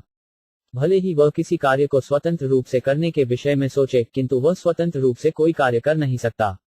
भगवत कृपा से सोचन की स्वतंत्रता तो है, किंतु कार्य रूप में उसकी परिणति भगवत कृपा से ही होती है। इसीलिए यह आम कहावत है, आपन सोची होत नहीं प्रभु सोची तत्काल। सारी व्याख्या का विषय है कि जीवात्मा परतंत्र है और परमेश्वर पूर्ण स्वतंत्र है। जो अल्पज्ञानी पुरुष अपने को ईश्वर के समकक्ष बताते हैं उन्हें पहले अपने आप को स्वतंत्र तथा परम सिद्ध प्रमाणित करना चाहिए, तब उन्हें ईश्वर से अपनी एकात्मकता का दावा प्रमाणित करना चाहिए। यदात्मनि निरालोकमात्मान्न च दिदक्षता निभिने हक्षिणी तस्य ज्योतिषिक्षुर्गुण ग्रह 21 शब्दार्थ। इस प्रकार जब सारी वस्तुएं अंधकार में विद्यमान थी तो भगवान की अपने आप को तथा जो कुछ उन्होंने रचा था उन सबको देखने की इच्छा हुई। तब आंखें, प्रकाशमान सूर्यदेव, देखने की शक्ति तथा दिखने वाली वस्तु, ये सभी प्रकट हुई। तात्पर्य, ये ब्रह्मांड यथार्थ में घना अंधकार है और इसलिए समग्र सृष्टि तमय या अंधकार कहलाती है। रात्रि ही ब्रह्मांड का वास्तविक स्वरूप है, क्योंकि तब मनुष्य को कुछ भी नहीं दिखता, यहाँ तक कि वह स्वयं को भी नहीं देख सकता। भगवान ने अपनी अहेतुकी कृपा से सर्वप्रथम अपने आप को तथा अपनी सारी सृष्टि को दिखाना चाहा। इस तरह सूर्य प्रकट हुआ, समस्त जीवों में देखने की शक्ति उत्पन्न हुई और दिखने वाली वस्तुएं भी प्रकट हुईं। इसका अर्थ ये हुआ कि सूर्य की सृष्टि के बाद ही सारा व्यवहार जगत दिखाई पड़ने लगा। बोध्यमानस्य ऋषिभिरात्मनस्तक जिगुप्सित कर्णोच निरभिद्यता दिश श्रोत्रम गुणग्रह 22 शब्दार्थ। महान ऋषियों द्वारा जानने की इच्छा विकसित होने से कान, सुनने की शक्ति, सुनने के अधिष्ठाता देव तथा सुनने की वस्तुएं प्रकट हुईं। ऋषिगण आत्मा के विषय में सुनना चाह रहे थे। तात्पर्य, जैसा कि भगवद गीता में कहा गया है, ज्ञान के द्वारा प्रत्येक वस्तु के आश्रय रूप परमेश्वर के विषय में जानने का प्रयत्न करना चाहिए। ज्ञान का अर्थ केवल उन प्राकृतिक नियमों का ज्ञान नहीं है जो भगवान के निर्देश से कार्य कर रही हैं। विज्ञानी प्रकृति में कार्यशील भौतिक नियमों के विषय में जानने के लिए उत्सुक रहते हैं। वे अपने से दूर अन्य ग्रहों में घटित होने वाली घटनाओं के विषय में रेडियो तथा टेलीविजन द्वारा सुनने के लिए उत्सुक रहते हैं, किंतु उन्हें यह समझना चाहिए कि भगवान ने सुनने की शक्ति अथवा सुनने के उपकरण उन्हें अपने विषय में या भगवान के विषय में सुनने के लिए ही प्रदान किए थे। दुर्भाग्यवश सुनने की शक्ति का गलत प्रयोग सांसारिक विषयों संबंधी शब्दों के सरनने में किया जाता है। महान ऋषिगण वैदिक ज्ञान के द्वारा केवल ईश्वर के विषय में सुनने की इच्छा रखते थे। श्रवण द्वारा ज्ञान ग्रहण करने की शुरुआत यही है। वस्तुनो मृदु काठिन्य लघु गुर्वोषण शीतताम जिगृक्षसिर निर्भिना तस्या रोम महिरुहा तत्र चांतर बहिर्वात त्वचा लब्ध गुणों वृतः 23 शब्दार्थ। जब पदार्थ के भौतिक गुणों यथा कोमलता, कठोरता, उष्णता, शीतलता, हल्कापन तथा भारीपन को देखने की इच्छा हुई तो अनुभूति की पृष्ठभूमि त्वचा, त्वचा के छिद्र, रोम तथा उनके अधिष्ठाता देवों पक्षों की उत्पत्ति हुई। त्वचा के भीतर तथा बाहर वायु की खोल है, जिसके माध्यम से स्पर्श का अनुभव होने लगा। तात्पर्य, पदार्थ को कोमलता जैसे भौतिक गुण इंद्रिय अनुभूति के विषय हैं, अतः भौतिक ज्ञान स्पर्श का विषय है। पदार्थ का ताप हाथ से स्पर्श करके जाना जा सकता है, किसी वस्तु का भार उसको हाथ में उठाकर ज्ञात किया जा सकता है, जिससे उसके भारीपन या हल्केपन का अनुमान लग सकता है। शरीर की त्वचा, छिद्र, रोमकूप तथा रोम ये सब स्पर्श के अन्योन्याश्रित हैं। त्वचा के बाहर तथा भीतर बहने वाली वायु भी स्पर्शेंद्रिय का एक माध्यम है। ये स्पर्शेंद्रिय ज्ञान का स्रोत भी है, इसीलिए ये सुझाया जाता है कि जैसा ऊपर वर्णित है, भौतिक या शारीरिक ज्ञान आत्मज्ञान के अधीन है। आत्मज्ञान बढ़कर व्यवहारिक ज्ञान हो सकता है, किंतु भौतिक ज्ञान कभी आत्मज्ञान नहीं बन सकता। किंतु शरीर के रोमों तथा पृथ्वी के शरीर पर उगी वनस्पति में निकट का संबंध है। जैसा कि तृतीय स्कंध में कहा गया है, वनस्पतियां त्वचा के लिए पोषक हैं, भोजन के रूप में तथा औषधि के रूप में भी। त्वच्मस्य विनिर्भित्रो विविशुद्धिष्ण्य औषधि हस्तो रुरुहतुस्तस्य नाना कर्म चिकीर्ष्या तयोस्तु बलवानिंद्र आदान्मभयाश्रयम 24 शब्दार्थ। तत्पश्चात जब परम पुरुष को नाना प्रकार के कार्य करने की इच्छा हुई तो 2 हाथ तथा उनकी नियामक शक्ति एवं स्वर्ग के देवता इंद्र के साथ ही दोनों हाथों तथा देवता पर आश्रित कार्य भी प्रकट हुए। तात्पर्य, हम ये देख सकते हैं कि जीवात्मा की इंद्रियां किसी भी अवस्था में स्वतंत्र नहीं रहती। भगवान को इंद्रियों का स्वामी ऋषिकेश कहा गया है। इस प्रकार जीवात्माओं की इंद्रियां भगवान की इच्छा से प्रकट होती हैं और प्रत्येक अंग किसी न किसी विशेष देवता द्वारा नियंत्रित होता है। अतः कोई भी अपने को इंद्रियों का स्वामी नहीं कह सकता। जीवात्मा इंद्रियों द्वारा नियंत्रित है, इंद्रियां देवताओं द्वारा नियंत्रित हैं और देवता परमेश्वर के दास होते हैं। सृष्टि की यही व्यवस्था है। अंततः सब कुछ परमेश्वर द्वारा नियंत्रित होता है और प्रकृति अथवा जीवात्मा को किसी प्रकार की स्वतंत्रता प्राप्त नहीं है। जो मोहग्रस्त जीवात्मा अपने को अपनी इंद्रियों का स्वामी होने का दावा करता है, वह भगवान की बहिरंगा शक्ति के चंगुल में रहता है। जब तक जीवात्मा को अपने क्षुद्र अस्तित्व के घमंड में रहता है, तब तक उसे भगवान की बहिरंगा शक्ति के कठोर नियंत्रण में समझना चाहिए और माया के चंगुल से मुक्ति पाने का कोई प्रश्न ही नहीं उठता, चाहे वह अपने को कितना ही मुक्त जीव क्यों न घोषित करता रहे। गति जिगीष्टः पादो रुरुहते विकामिकौम पद्भया यज्ञ स्वयं हव्यम कर्म भी क्रियते नुभि 27 शब्दार्थ। तत्पश्चात गति, इधर उधर चलना को नियंत्रित करने की इच्छा से उनकी टांगें प्रकट हुई और टांगों से उनके अधिष्ठाता देव विष्णु की उत्पत्ति हुई। इस कार्य की स्वयं विष्णु द्वारा निगरानी करने से सभी प्रकार के मनुष्य अपने अपने निर्धारित यज्ञों कार्यों में संलग्न हैं। तात्पर्य, प्रत्येक व्यक्ति अपने कार्य विशेष में संलग्न रहता है और जब वह इधर उधर जाता है तो ये कार्य प्रकट होते हैं। संसार के बड़े बड़े शहरों में ये सुस्पष्ट दिखता है। लोग इन शहरों में एक स्थान से दूसरे स्थान को बड़े बड़े कार्य लेकर घूमते हैं। ये गतिशीलता बड़े बड़े शहरों तक ही सीमित नहीं होती, ये शहरों से बाहर भी विभिन्न वाहनों द्वारा एक स्थान से दूसरे स्थान तक या एक शहर से दूसरे शहर तक देखी जाती है। लोग व्यापार की सफलता हेतु सड़कों पर कारों तथा रेलों द्वारा चलते हैं और पृथ्वी के भीतर भूमिगत रेलों द्वारा तथा आकाश में वायुयानों द्वारा यात्रा करते हैं। किंतु इन समस्त गतियों का मूल उद्देश्य सुखी जीवन के लिए धन अर्जित करना होता है। इस सुखी जीवन के लिए सारे विज्ञानी, कलाकार, इंजीनियर, टेक्नीशियन मानव क्रियाशीलता की विभिन्न शाखाओं में लगे रहते हैं, किंतु वे यह नहीं जानते कि मानव जीवन के उद्देश्य की पूर्ति के लिए कार्यों को किस प्रकार सार्थक बनाया जाए। इस रहस्य से अनजान होने से उनके सारे कार्य अनियंत्रित इंद्रिय तृप्ति के उद्देश्य से किए जाते हैं, अतः वे ऐसा करके अनजाने ही अंधकार के गहन क्षेत्रों में प्रवेश करते हैं। भगवान को बहिरंगा शक्ति द्वारा मोहित होने से वे परम भगवान विष्णु को पूरी तरह भूल चुके हैं और यह मान बैठते हैं कि यह जीवन जैसा कि आजकल भौतिक प्रकृति के अंतर्गत प्रदर्शित होता है, अधिकाधिक इंद्रिय भोग के लिए है। किंतु ऐसी गलत देहात्म बुद्धि से वांछित मन शांति की प्राप्ति नहीं हो सकती। अतः प्रकृति के समस्त साधनों का उपयोग करते हुए ज्ञान में वृद्धि करके भी इस भौतिक सभ्यता में कोई सुखी नहीं रहता।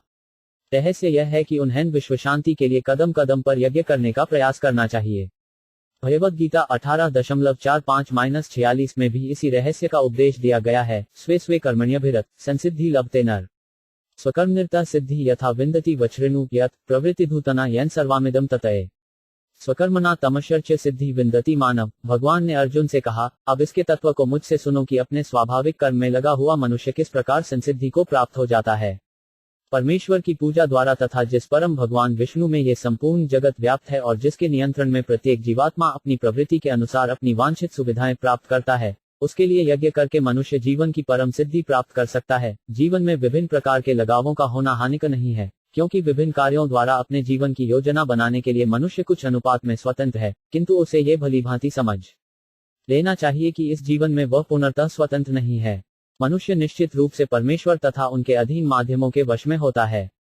ये जानते हुए उसे नियम पूर्वक अपने कार्य तथा श्रम के फलस्वरूप भगवान विष्णु की प्रेमाभक्ति में दक्ष अधिकारी घित्थानों द्वारा बताई गई विधि से भगवान की सेवा करनी चाहिए। ऐसे कार्य करने के लिए शरीर का सबसे महत्वपूर्ण अंग टांगें होती है, क्योंकि इनके बिना एक स्थान से दूसरे स्थान को जाया नहीं जा सकता। अतः भगवान मनुष्यों की टांगों पर विशेष नियंत्रण रखते हैं, क्योंकि ये यज्ञ करने के निमित्त बने हैं। निरभिद्यत शिष्णो व प्रजानंदामृतार्थिन उपस्थ आसितु कामाना प्रियम तदुभयाश्रयम 26 शब्दार्थ। तत्पश्चात काम सुख, सन्नतानोत्पत्ति तथा स्वर्गिक अमृत सुख के आस्वादन के लिए भगवान ने जन्नेन्द्रियां उत्पन्न की। इस प्रकार जन्नेन्द्रिय तथा उसके अधिष्ठाता देव प्रजापति उत्पन्न हुए। काम सुख की वस्तु तथा अधिष्ठाता देव भगवान की जन्नेन्द्रियों के अधीन रहते हैं। तात्पर्य, बद्ध जीवों के लिए काम सुख स्वर्गिक आनंद प्रदान करने वाला है और यह सुख जन्नेन्द्रियों द्वारा आस्वाद्य है। कि काम सुख का माध्यम है तथा काम सुख की ऐन्द्रिक अनुभूति एवं स्त्री ये दोनों ही प्रजापति द्वारा नियंत्रित हैं, जो स्वयं भगवान के जन्नेन्द्रिय के अधीन है। निर्विशेषवादियों को चाहिए कि वे इस श्लोक से सीखें कि भगवान निराकार नहीं हैं, क्योंकि उनके जन्नेन्द्रियां होती हैं जिन पर काम सुख की सारी वस्तुएं आश्रित हैं। यदि संभोग से स्वर्गिक अमृत की अनुभूति न होती तो संतान के पालन पोषण की बला कोई अपने सिर न लेता। ये संसार बद्ध जीवों को पुनर्यौवन प्राप्ति का अवसर प्रदान करता है, जिससे वे भगवान के धाम वापस जा सकें। फलत, सृष्टि के उद्देश्य को बनाए रखने के लिए जीवों की उत्पत्ति अनिवार्य है। इस कार्य में काम सुख प्रेरक बनता है, अतः मनुष्य चाहे तो इस सुख के बीच भगवान की भी सेवा करता रह सकता है। ये सेवा तभी सार्थक होती है जब काम सुख से उत्पन्न संतान भगवत चेतना में समुचित शिक्षा प्राप्त करे। भौतिक सृष्टि का एकमात्र उद्देश्य जीवों की सुख भगवत चेतना को जागृत करना है। मनुष्य शरीर को छोड़कर अन्य किसी भी जीव में काम सुख भगवान के सेवा भाव से प्रेरित नहीं होता, किंतु मनुष्य रूप में बद्ध जीव मोक्ष प्राप्ति के लिए उपयुक्त संतानों को भगवत चेतना की ओर अभिमुख कर सके तो चाहे तो सैकड़ों संतानें उत्पन्न करके वह अपार इंद्रिय सुख द्वारा दिव्य सुख लूट सकता है। अन्यथा संतानें उत्पन्न करना शुकरों जैसा कार्य है, अपितु शुक मनुष्य से बढ़कर निपुण है, क्योंकि वह एक ही बार में दर्जनों बच्चे पैदा करता है, जबकि मनुष्य एक बार में केवल एक संतान उत्पन्न कर सकता है। अतः मनुष्य को स्मरण रखना चाहिए कि जन्नेन्द्रियां, काम सुख, सत्री तथा संतान ये सब भगवान को सेवा से संबंधित हों, और जो भगवान के साथ अपने सेवा संबंध को भूल जाता है वह प्रकृति नियमों के द्वारा 3 प्रकार के तापों से पीड़ित होता रहता है। कुत्ते को भी विषय भोग का अनुभव होता है, किंतु उसमें ईश्वर चेतना का भाव नहीं उठता। मानव जीवन ईश्वर चेतना का अनुभव होने से कुत्ते से भिन्न है। उत्सिसृक्षोत्थातु मलम निरभिद्यत वे गुदम तथा पायुस्ततो मित्र उत्सग उभयाश्रय 27 शब्दार्थ। तत्पश्चात जब उन्हें खाए हुए भोजन के मल त्याग की इच्छा हुई तो गुदा द्वार और फिर पायु इंद्रिय और उनके अधिष्ठाता देव मित्र विकसित हुए। पायु इंद्रिय तथा उत्सर्जित पदार्थ ये दोनों अधिष्ठाता देव के आश्रय में रहते हैं। तात्पर्य, जहां मल त्याग करते हुए मल पर भी नियंत्रण होता हो वहां जीवात्मा अपने को स्वतंत्र होने का दावा कैसे कर सकता है। आसिसुप्सो पुर्या नाभि द्वारपानत तत्रापानस्ततो मृत्यु पृथक्त्वमुभयाश्रयम 28 शब्दार्थ। तत्पश्चात जब उन्हें एक शरीर से दूसरे में जाने की इच्छा हुई तो नाभि तथा अपानवायु एवं मृत्यु की एक साथ सृष्टि हुई। मृत्यु तथा अपानवायु दोनों का ही आश्रय नाभि है। तात्पर्य, प्राणवायु जीवनदाता है और अपानवायु प्राण को रुद्ध करता है।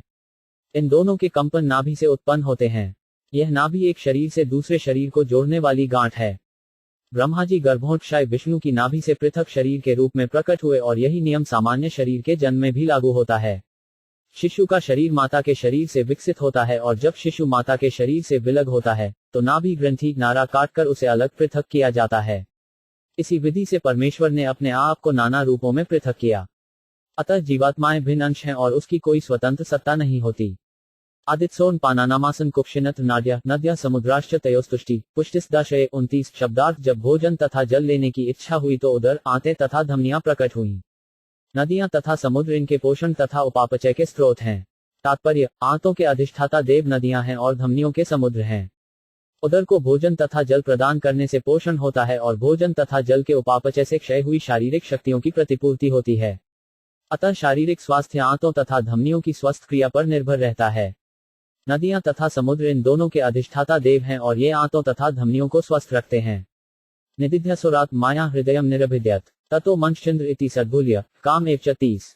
जब उन्हें अपनी शक्ति के कार्यकलापों के विषय में सोचने की इच्छा हुई तो हृदय मन का स्थान मन, चंद्रमा, संकल्प तथा सारी इच्छा का उदय हुआ। तात्पर्य, प्रत्येक जीव का हृदय पूर्ण पुरुषोत्तम भगवान के अंश रूप परमात्मा का निवास स्थान है। उसकी उपस्थिति के बिना जीवात्मा अपने पूर्व कर्मों के अनुसार कार्य करने की शक्ति प्राप्त नहीं कर सकता। जीवात्मा इस संसार में बद्ध हैं और अपनी अपनी प्रवृत्ति के अनुसार इस सृष्टि में प्रकट होते हैं और इनमें से प्रत्येक को परमात्मा के निर्देशन के अंतर्गत भौतिक शक्ति द्वारा आवश्यक भौतिक शरीर प्राप्त होता है। इसकी व्याख्या भगवद गीता 9.10 में की गई है। अतः जब परमात्मा बद्ध जीव के हृदय में स्थित हो जाता है तो बद्ध जीव में मन उत्पन्न होता है और वह अपने कार्य के प्रति उसी प्रकार सचेष्ट हो उठता है जिस प्रकार नींद से जगने पर मनुष्य को अपने कार्य का भान होता है। अतः जीवात्मा में भौतिक मन तभी उत्पन्न होता है जब परमात्मा हृदय में बसता है। इसके बाद मन, इसका अधिष्ठाता देव, चंद्रमा और फिर मन के करयत सोचना, अनुभव करना तथा इच्छा करना उत्पन्न होते हैं। मन के कार्य हृदय के प्रकट हुए बिना प्रारंभ नहीं हो सकते और हृदय तभी प्रकट होता है जब भगवान भौतिक सृष्टि के कार्यकलाप देखने की इच्छा करते हैं। त्वकर्म मांस रुधिर मेदो मज्जास्थि धात्वः भूमप्तेजोम्या सप्त प्राणो व्योमंबु वायु भी 31 शब्दार्थ त्वचा, चर्म, मांस, रक्त, मेदा, मज्जा तथा अस्थि शरीर के ये 7 तत्व पृथ्वी, जल तथा अग्नि से बने हैं जबकि प्राण की उत्पत्ति आकाश, जल तथा वायु से हुई है। तात्पर्य, संपूर्ण भौतिक जगत की रचना प्रमुख पृथ्वी, जल तथा अग्नि इन 3 तत्वों से हुई है, किंतु प्राण की रचना आकाश, वायु तथा जल से हुई। इस प्रकार स्थूल तथा सूक्ष्म भौतिक सृष्टि दोनों में ही जल उभयनिष्ठ तत्व है और भौतिक सृष्टि में अत्यधिक विशिष्ट तथा आवश्यक होने के कारण जल इन 5 तत्वों में प्रमुख है। इस तरह भौतिक शरीर 5 तत्वों से बना है जबकि स्थूल सृष्टि केवल 3 तत्वों पृथ्वी, जल तथा अग्नि से बनी है। स्पर्श का अनुभव चमड़ी पर पतली परत त्वचा के कारण होता है और अस्थि पत्थर के समान कठोर होती है। श्वास प्राण वायु आकाश, वायु तथा जल से उत्पन्न है, अतः शुद्ध वायु, नियमित स्नान तथा रहने के लिए प्रचुर स्थान स्वस्थ जीवन के लिए अनुकूल होते हैं। स्थूल शरीर को ठीक से बनाए रखने के लिए पृथ्वी से उत्पन्न अन्न तथा शाक के साथ ही शुद्ध जल तथा ऊष्मा लाभप्रद हैं। गुणात्मकानीन्द्रियाणि भूतादि प्रभवा गुणा मन सर्व विकारात्मा बुद्धिर्विज्ञान रूपिणी 32 शब्दार्थ। इंद्रियां प्रकृति के गुणों से जुड़ी होती हैं और भौतिक प्रकृति के ये गुण मिथ्या अहंकार से जनित हैं। मन पर समस्त प्रकार के भौतिक अनुभवों सुख दुख का प्रभाव पड़ता है और बुद्धि मन के तर्क वितर्क स्वरूप है। तात्पर्य, भौतिक प्रकृति से भ्रमित होकर जीवात्मा मिथ्या अहंकार करता है। अधिक स्पष्ट रूप में कहना चाहें तो जीवात्मा भौतिक शरीर के भीतर बंध जाने पर तुरंत देहात्मक संबंध बना लेता है और आत्मा के रूप में अपनी स्थिति को भुला देता है। यह अहंकार भौतिक प्रकृति के विभिन्न गुणों से मिलजुल जाता है और इस प्रकार इंद्रियों का गुणों की ओर लगाव हो जाता है। मन वह यंत्र है जिससे विभिन्न भौतिक अनुभवों का आभास होता है, किंतु बुद्धि तर्कशील होती है और हर वस्तु को अच्छे के लिए बदल सकती है। अतः बुद्धिमान मनुष्य बुद्धि के सदुपयोग से इस संसार के मोह से मोक्ष प्राप्त कर सकता है। बुद्धिमान मनुष्य इस संसार की विषम परिस्थिति का पता लगा सकता है और इस खोज में लग जाता है कि वह कौन है, उसे तरह तरह के कष्ट कईयों मिलते हैं, इनसे कैसे छुटकारा पाया जा सकता है और इस प्रकार अच्छी संगति से बुद्धिमान मनुष्य आत्म साक्षात्कार के जीवन की ओर उन्मुख हो सकता है। अतः ये सलाह दी जाती है कि बुद्धिमान मनुष्य उन ऋषियों मुनियों की संगति करे जो मुक्ति के पथ पर अग्रसर हैं। ऐसी संगति से वह ऐसे उपदेश प्राप्त कर सकता है जिनसे बद्ध जीव की पदार्थ के प्रति आसक्ति कम हो सकती है। इस प्रकार बुद्धिमान व्यक्ति धीरे धीरे पदार्थ के मोह तथा अहंकार से छूटकर सच्चिदानंदमय जीवन को प्राप्त होता है। एतद्भगवतो रूप स्थूलते व्याहतमया महायातिभिश्चावनरश्भिबहिरावृतम 33 शब्दार्थ। इस तरह भगवान का बाहर रूप अन्य लोकों की ही तरह स्थूल रूपों से घिरा हुआ है, जिनका वर्णन मैं तुमसे पहले ही कर चुका हूँ। तात्पर्य, जैसा कि भगवद गीता 7.4 में कहा गया है, भगवान की वियुक्त भौतिक शक्ति 8 प्रकार के भौतिक आवरणों पृथ्वी, जल, अग्नि, वायु, आकाश, मन, बुद्धि तथा अहंकार से घिरी है।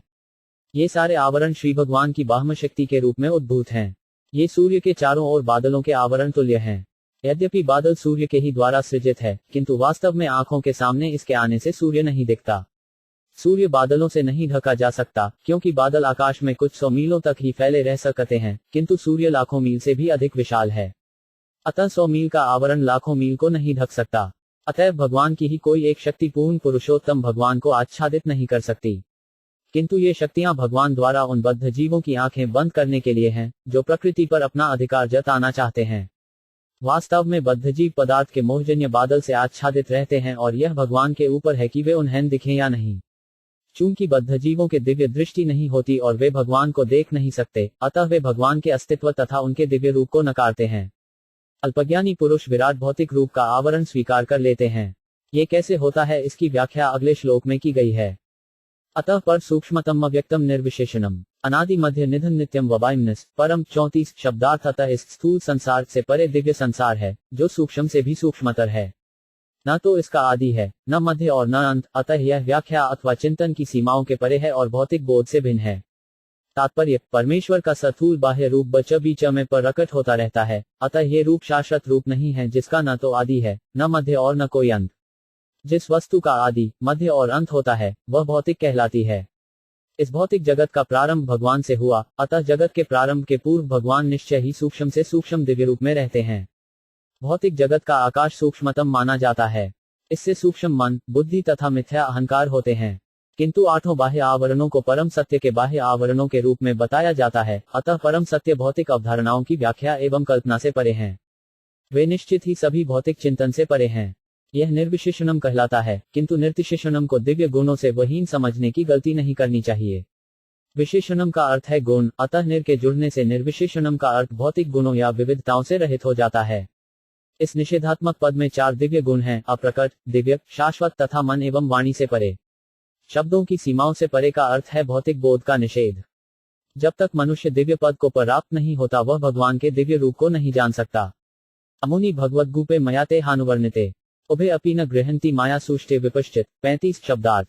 मैंने तुमसे भौतिक दृष्टिकोण से भगवान जिन 2 रूपों का ऊपर वर्णन किया है, उनमें से कोई भी भगवान को जानने वाले शुद्ध भक्तों द्वारा स्वीकार नहीं किया जाता। तात्पर्य, जैसा कि ऊपर कहा जा चुका है, निर्विशेषतादि भगवान को 2 भिन्न विधियों से मानते हैं। एक ओर वे विश्वरूप भगवान की पूजा करते हैं और दूसरी ओर वे भगवान के अव्यक्त अप्रकट सूक्ष्म रूप का चिंतन करते हैं। सर्वेश्वरवाद तथा एकेश्वरवाद के सिद्धांत क्रमशः भगवान के स्थूल तथा सूक्ष्म रूपों के लिए व्यवहृत हैं, किंतु भगवत भक्त इन दोनों सिद्धांतों का अस्वीकार करते हैं, क्योंकि उन्हें वास्तविक स्थिति का बोध होता है।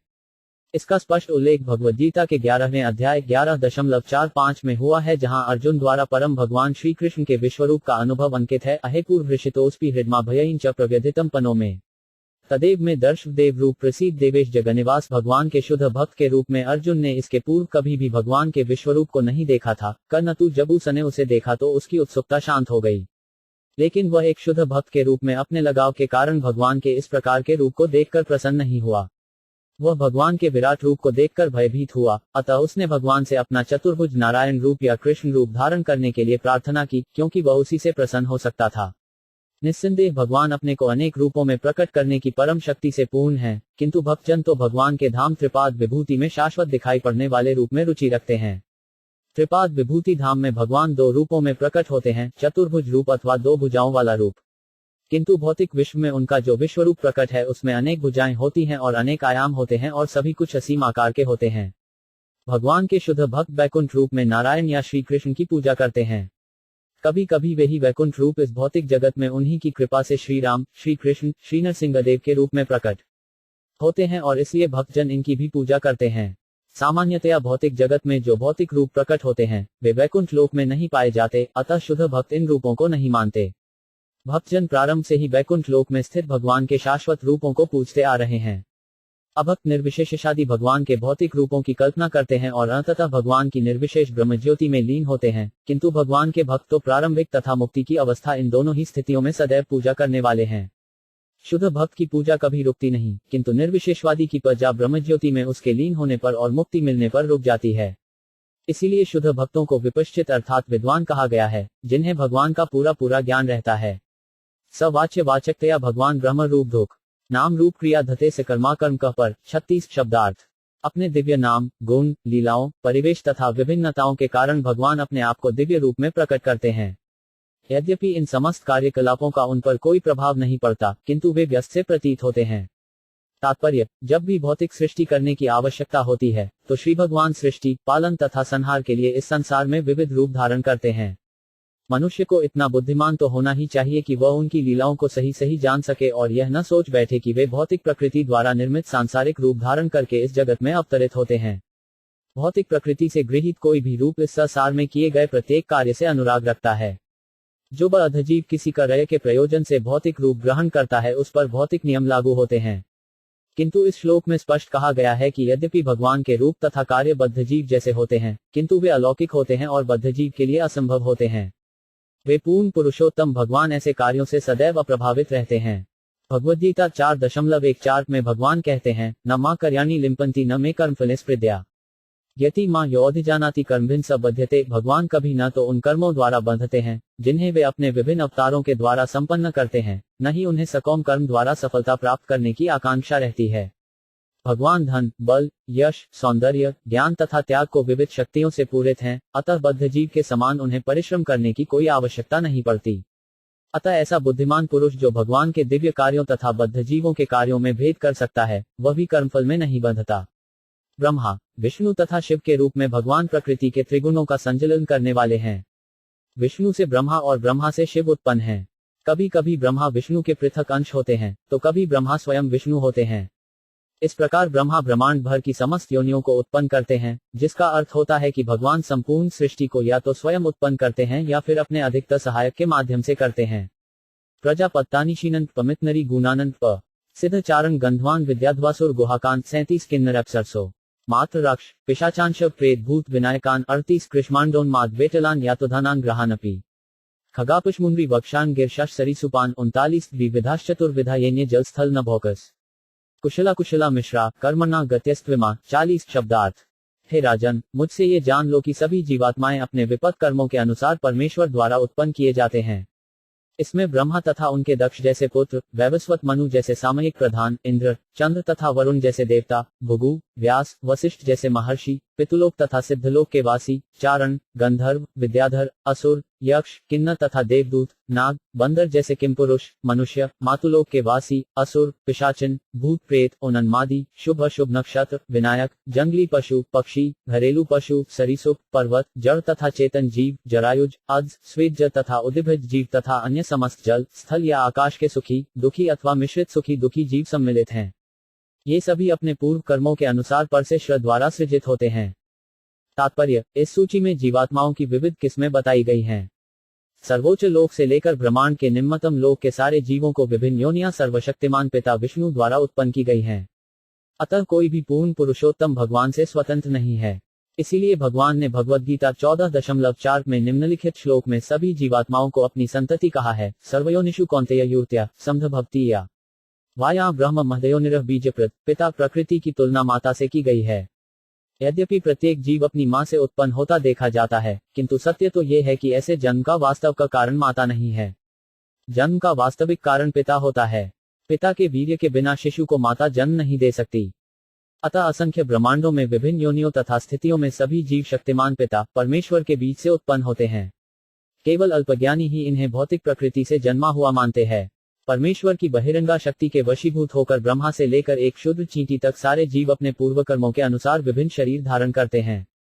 भौतिक प्रकृति भगवान की शक्तियों में से एक है। भगवद्गीता 7.4 भौतिक प्रकृति परा प्रकृति अर्थात जीवात्मा की तुलना में निम्नतर होती है। भगवान की परा प्रकृति तथा अपरा प्रकृति संयोग कर के सारे सांसारिक व्यापारों को प्रकट करती हैं। कुछ जीवात्माएं अपेक्षतया सुखी हैं, तो कुछ दुखमय स्थितियों में जीवन बिताती हैं, किंतु वास्तव में इनमें से कोई भी भौतिक बद्ध जीवन में सुखी नहीं है। बंदी जीवन में कोई सुखी नहीं रहता, भले ही कोई प्रथम श्रेणी का कैदी हो या तृतीय श्रेणी का कैदी। बुद्धिमान मनुष्य को चाहिए कि वह तृतीय श्रेणी के बंदी जीवन से प्रथम श्रेणी के बंद जीवन में उन्नत किए जाने की अपेक्षा बंदी गृह से ही मुक्त होने का प्रयत्न करे। किसी की प्रथम श्रेणी के कैदी में प्रोन्नति हो सकती है, किंतु अगली अवधि में उसे तृतीय श्रेणी में फिर जाना पड़ सकता है। मनुष्य को चाहिए कि वह बंदी जीवन से मुक्त होने और भगवान धाम जाने का प्रयास करे। समस्त प्रकार के जीवों के लिए यही असली गंतव्य है। सत्वम रजस्तम इति तिस्त्र सुरनु नारकाः तत्राप्यकिक्षो राजन भिद्यन्ते गत्यैत्रिथा यदैकिकरो न्याभ्यां स्वभाव उपहन्यते। 41 शब्दार्थ। प्रकृति के विभिन्न गुण सतोगुण, रजोगुण तथा तमोगुणों के अनुसार विभिन्न प्रकार के प्राणी होते हैं, जो देवता, मनुष्य तथा नारकीय जीव कहलाते हैं। हे राजन, यही नहीं, जब कोई एक गुण अन्य दो गुणों से मिलता है तो वह तीन में विभक्त होता है और इस प्रकार प्रत्येक प्राणी अन्य गुणों से प्रभावित होता है और उसकी आदतों को अर्जित कर लेता है। तात्पर्य, अलग अलग प्राणी किसी एक विशेष गुण के द्वारा संचालित होते हैं, किंतु इसके साथ अन्य दो गुणों का भी उन पर प्रभाव पड़ सकता है। सामान्य रूप से सभी बद्ध जीव भौतिक बंधन के कारण रजोगुण से प्रभावित होते हैं, क्योंकि प्रत्येक जीव अपनी इच्छा पूर्ति के लिए प्रकृति पर प्रभुत्व जताना चाहता है। किंतु पृथक से रजोगुण होने पर भी अन्य गुणों के संसर्ग में होने से उनके द्वारा प्रभावित हो जाने की संभावना सदैव बनी रहती है।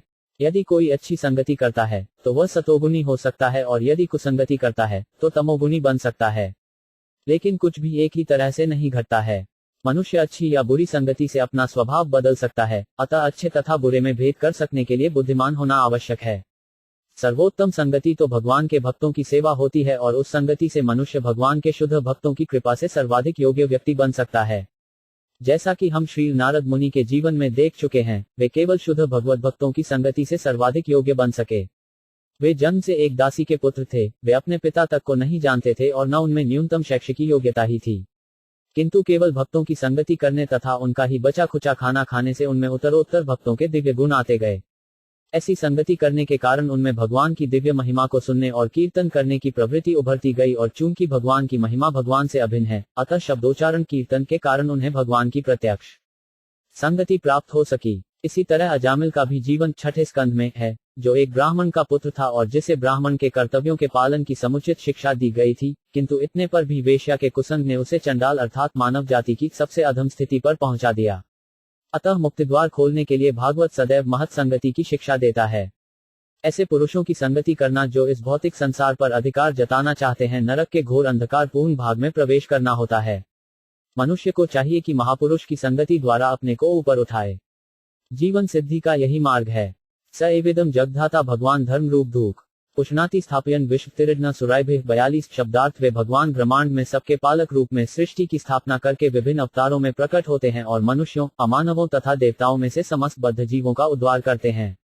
तात्पर्य, पूर्ण पुरुषोत्तम भगवान विष्णु जीवों के विभिन्न समाजों में उनको माया के चंगुल से उबारने हेतु अवतरित होते हैं और भगवान के ऐसे कार्यकलाप केवल मानव समाज तक ही सीमित नहीं रहते।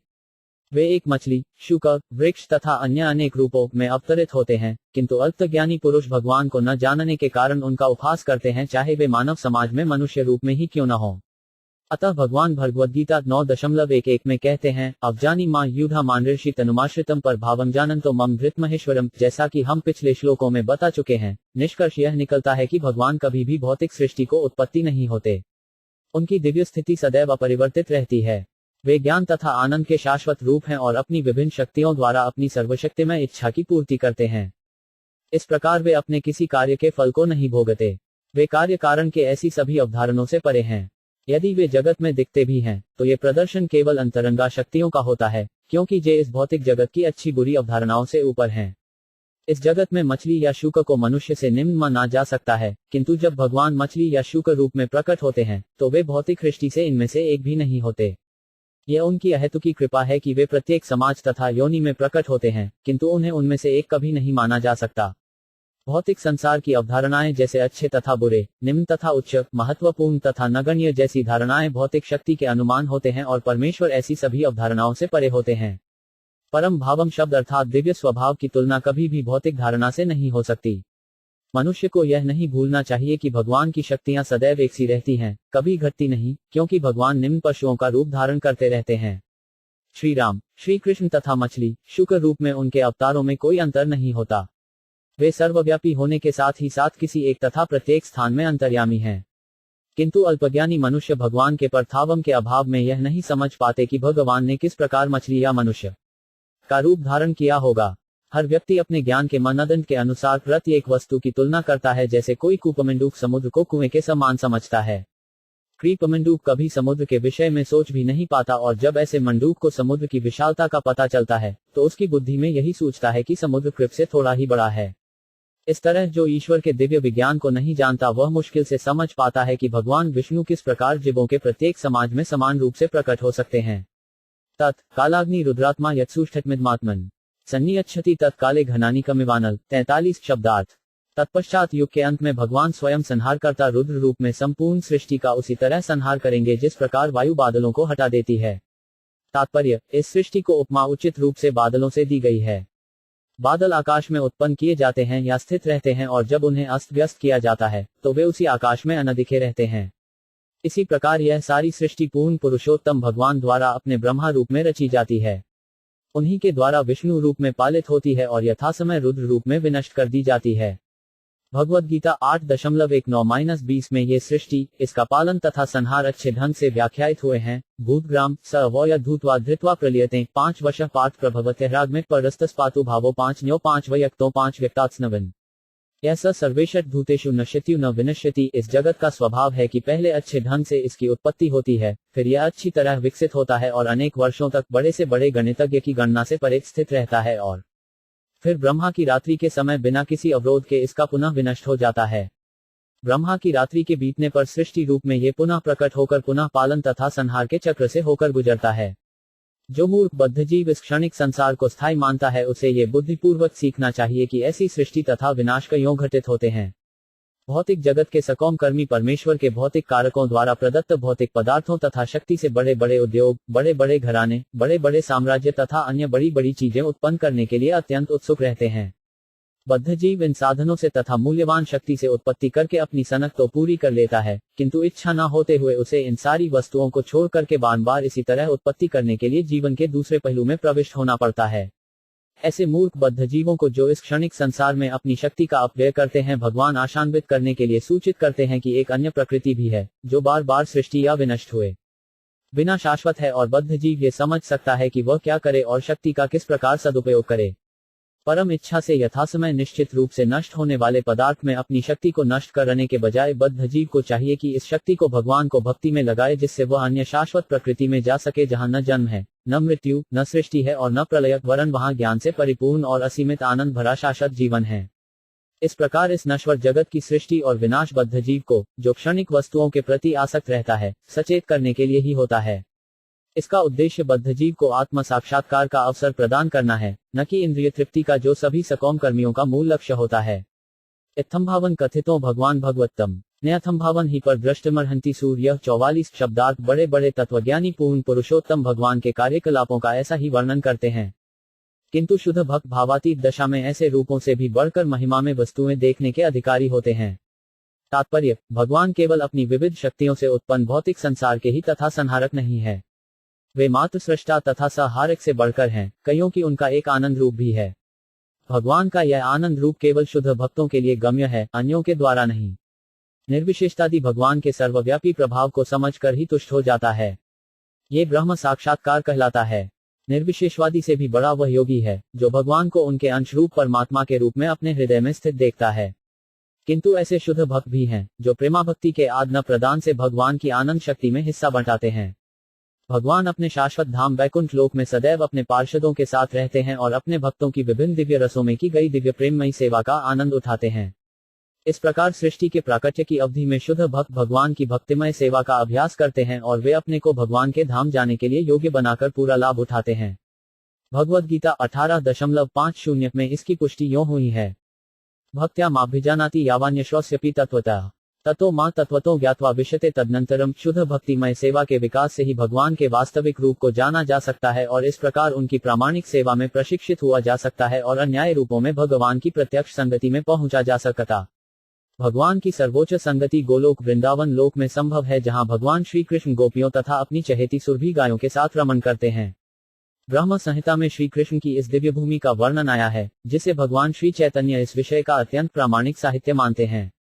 नास्य कर्मणि जन्मादौ परस्यानुविधीयते कर्तृत्व प्रतिषेधार्थ मायारोपितम ही तत् 45। भौतिक जगत की सृष्टि तथा संहार के लिए भगवान के द्वारा किसी प्रकार का प्रत्यक्ष कौशल नहीं किया जाता। उनके प्रत्यक्ष हस्तक्षेप के विषय में वेदों में जो कुछ वर्णित है वह केवल इस विचार का निराकरण करने के लिए है कि भौतिक प्रकृति ही सृष्टा है। तात्पर्य, भौतिक जगत की सृष्टि, पालन तथा संहार के विषय में वैदिक आदेश इस प्रकार है, यतो वा यानी भूत्राणि जायन्ते येन जातानि जीवन्ति यत् प्रयन्त्यभिसंविशन्ति, अर्थात प्रत्येक वस्तु ब्रह्म द्वारा उत्पन्न है, सृजन के पश्चात प्रत्येक वस्तु ब्रह्म द्वारा पालित है और संहार के पश्चात ब्रह्म में संरक्षित रहती है। निपट भौतिकतावादी ब्रह्म, परमात्मा या भगवान के विषय में कुछ भी न जानने के कारण प्रकृति को भौतिक संसार का परम कारण मानते हैं और आधुनिक विज्ञानी भी यही मत व्यक्त कर देता है कि भौतिक संसार की सभी वस्तुओं का चरम कारण प्रकृति है। सारा का सारा वैदिक साहित्य इस दृष्टिकोण का खंडन करता है। वेदांत दर्शन का कथन है कि समस्त सृष्टि स्थिति तथा प्रलय का मूल स्रोत मुख ब्रह्म है, और वेदांत दर्शन के सहज भाष्य श्रीमद् भागवत का कथन है कि जन्माद्यस्य यवोक्यादित्रताश्वार्धशभिज्ञ स्वराटु। जड़ पदार्थ में निस्सिंध क्रिया करने की शक्ति निहित होती है, किंतु इसमें कोई स्वतः प्रेरणा नहीं होती। अतः श्रीमद् भागवत जन्माह्यस्य सूक्ति की टीका ये कहते हुए करता है कि अभिज्ञ तथा स्वर्यादु अर्थात परब्रह्म जड़ पदार्थ नहीं है, अपितु परम चेतन और स्वतंत्र है। अतः भौतिक जगत की सृष्टि स्थिति तथा संहार का परम कारण जड़ पदार्थ नहीं हो सकता। ऊपर से प्रकृति ही सृष्टि स्थिति तथा संहार का कारण स्वरूप जान पड़ती है, किंतु ये प्रकृति परम चेतन भगवान द्वारा सृष्टि के लिए प्रेरित होती है। वे ही समस्त सृष्टि पालन तथा संहार का मूलाधार हैं, और इसकी पुष्टि भगवद गीता 9.10 में हुई है। मयाध्यक्षेण प्रकृति स्वते सचर्याचरम हेतुनानेन कौन्तेय जद्विपरिवर्ते। प्रकृति भी भगवान की शक्तियों में से एक है, और वह भगवान के आदेश अध्यक्षेण से ही कार्य कर सकती है। भगवान जब प्रकृति पर अपनी दिव्य दृष्टि फेरते हैं तभी वह कार्य कर सकती है, जिस प्रकार पिता के संसर्ग से ही माता गर्भ धारण करती है। यद्यपि अबूझ व्यक्ति को लगता है कि माता पुत्र को जन्म देती है, किंतु अनुभवी व्यक्ति जानता है कि पिता ही पुत्र का जन्मदाता है। अतः भौतिक प्रकृति परम पिता के संपर्क में आने पर ही जड़ तथा चेतन पदार्थों को जन्म देती है, स्वतंत्र रूप से नहीं।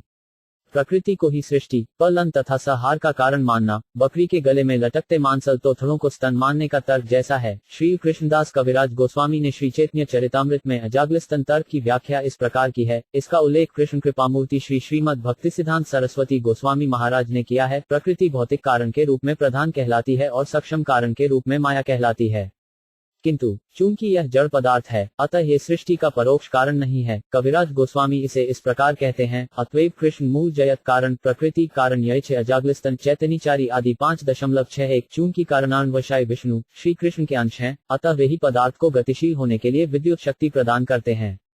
विद्युत प्रदान करने विद्युतीकरण का उदाहरण उपयुक्त है। लोहे का टुकड़ा अवश्य ही अग्नि नहीं है, किंतु जब इसे तपाकर लाल कर दिया जाता है तो इसमें जलाने को क्षमता के कारण अग्नि का गुण आ जाता है।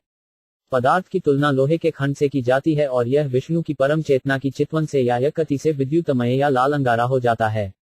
ऐसे विद्युतीकरण से ही विभिन्न कार्य कारणों में पदार्थ की शक्ति परिलक्षित होती है। अतः जड़ पदार्थ न तो सक्षम है न दृश्य जगत का कारण स्वरूप। भागवत 3.28.40 में श्री कपिल देव का कथन है, यथोमुखाविस्फुलिक्य धूमाद्मापि स्वसंभवात् अप्यात्मतवेनाभिमताद्रधारिन् प्रेतगुल्मुखात्। मूल अग्नि, इसकी लपट ज्वाला, इसकी चिनगरियां तथा इसका धुआं सभी एक हैं, क्योंकि अग्नि अग्नि होकर भी लपट से भिन्न है, लपट चिनगारी से और चिनगारी धुएं से भिन्न है। इन सब में अर्थात लपटों चिनगारियों और थाएं में अग्नि की सत्ता विद्यमान है, तो भी ये सभी पृथक पृथक सत्ता के साथ अलग अलग होते हैं। दृश्य जगत धुएं के समान है, क्योंकि जब धुआं आकाश में चला जाता है तो वह अनेक रूप धारण करता है, जो अनेक ज्ञात एवं अज्ञात रूपों से मिलता जुलता होता है। चिनगारियां जीवों के तुल्य हैं और लपटें भौतिक प्रकृति प्रधान के समान हैं। मनुष्य को ये जान लेना चाहिए कि इनमें से प्रत्येक अपना प्रभाव केवल इसलिए दिखाती है क्योंकि उन्हें मूल अग्नि के गुण की शक्ति प्राप्त है। अतः ये सभी भौतिक प्रकृति दृश्य जगत तथा जीव ईश्वर अग्नि की विभिन्न शक्तियां हैं। अतः जो लोग प्रकृति को दृश्य जगत का मूल कारण सांख्य दर्शन के अनुसार सृष्टि का कारण प्रकृति है मान बैठते हैं, वे अपने इस निष्कर्ष में सही नहीं हैं। भौतिक प्रकृति का भगवाक बिना पृथक अस्तित्व नहीं रहता है। अतः परमेश्वर को समस्त कारणों का कारण न बताना ही अजागलिस्तन न्याय का तर्क है। भले ही बकरी के गलस्तन दुग्धमय लगें, किंतु उनसे दूध न कालने के लिए प्रयास करना मूर्खता है। अयम तु ब्राह्मण कल्प सविकल्प उदाहत विधि साधारणो यत्र सर्गा प्राकृत वैकृता 46 शब्दार्थ। यहाँ पर सारांश रूप में वर्णित सृष्टि तथा संहार का ये प्रक्रम ब्रह्म के एक दिन कल्प के लिए विधि विधान स्वरूप है। यही महत् सृष्टि का भी नियामक विधान है, जिसमें प्रकृति विसर्जित हो जाती है। तात्पर्य, सृष्टि के 3 प्रकार हैं, महाकल्प, विकल्प तथा कल्प। महाकल्प में भगवान महत्तत्व तथा 16 प्रकार के सृजक तत्वों तथा साधनों की समस्त शक्तियों सहित कारणोदक्षाय विष्णु के रूप में प्रथम पुरुष अवतार धारण करते हैं। सृजक कारणों की संख्या 11 है, अवयवों की 5 है, और ये सभी महत् अर्थात भौतिक अहंकार के फलस्वरूप हैं। कारणोदक्षाय विष्णु के रूप में भगवान द्वारा की गई सृष्टि महाकल्प कहलाती है। ब्रह्मा की सृष्टि तथा भौतिक अवयवों का विसर्जन विकल्प कहलाता है, और ब्रह्मा के जीवन के प्रत्येक दिन की सृष्टि कल्प कहलाती है। इसीलिए ब्रह्मा का एक एक दिन कल्प कहलाता है, और ब्रह्मा के दिनों में ऐसे 30 कल्प होते हैं। इसकी पुष्टि भगवद्गीता 8.17 में भी इस प्रकार हुई है, सहस्रयुग पर्यंत महर्य ब्राह्मणो विदु यत्रि यज्ञ सहस्रांता तेओ यात्र विदो जना। उच्चतर लोकों का एक दिन तथा एक रात्रि पृथ्वी के एक पूरे वर्ष के तुल्य होते हैं। इसको आज के विज्ञानी भी मानते हैं और अंतरिक्ष यात्रियों ने भी इसकी पुष्टि की है।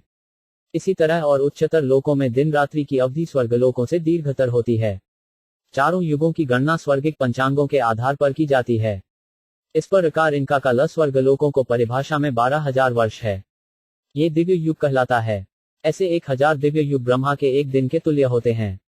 ब्रह्मा के एक दिन की सृष्टि को कल्प कहते हैं। ब्रह्मा की सृष्टि विकल्प कहलाती है।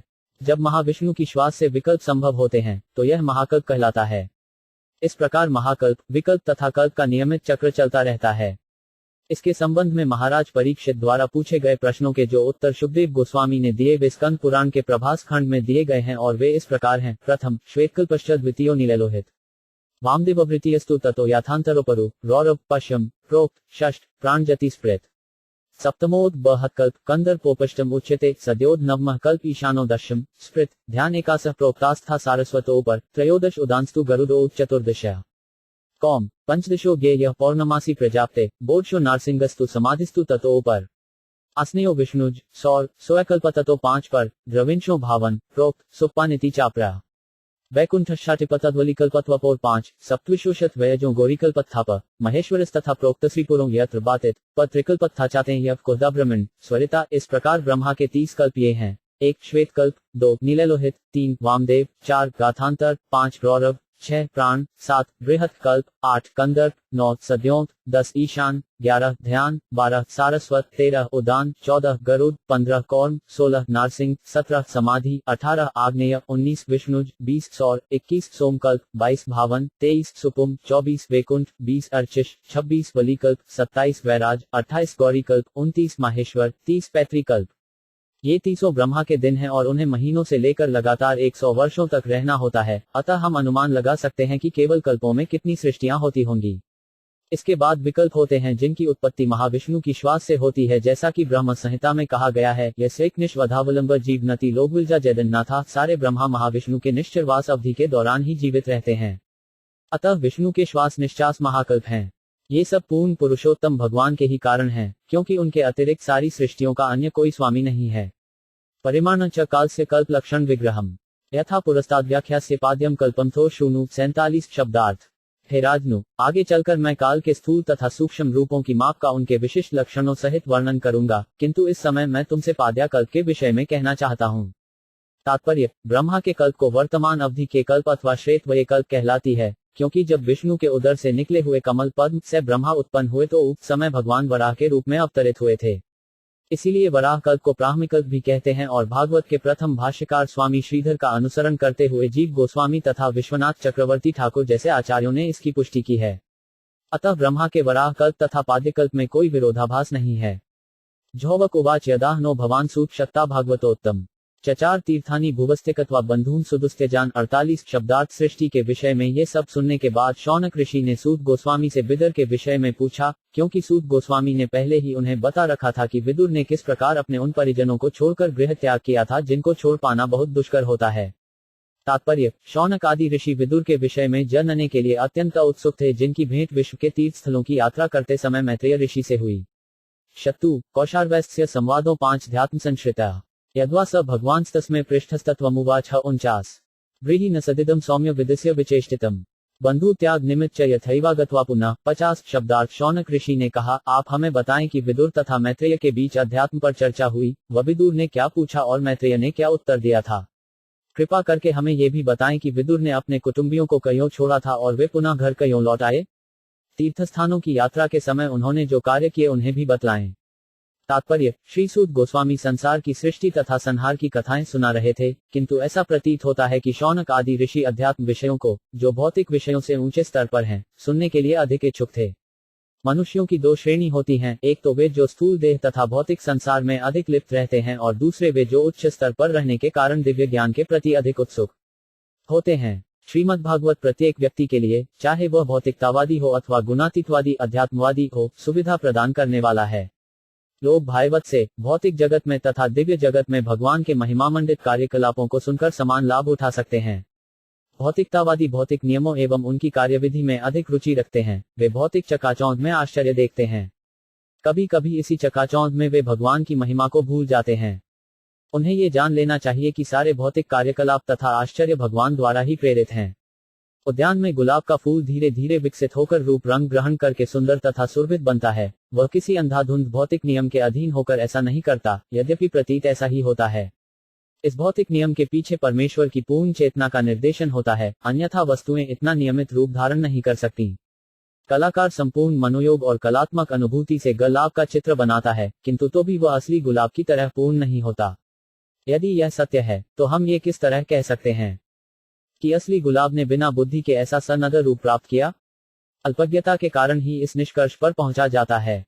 सृष्टि तथा संहार के उपर्युक्त वर्णन से हमें यह समझना चाहिए कि सर्वव्यापी होने से परम चेतना प्रत्येक वस्तु का पूरा ध्यान रखती है। परमेश्वर की सर्वव्यापकता का तथ्य यही है।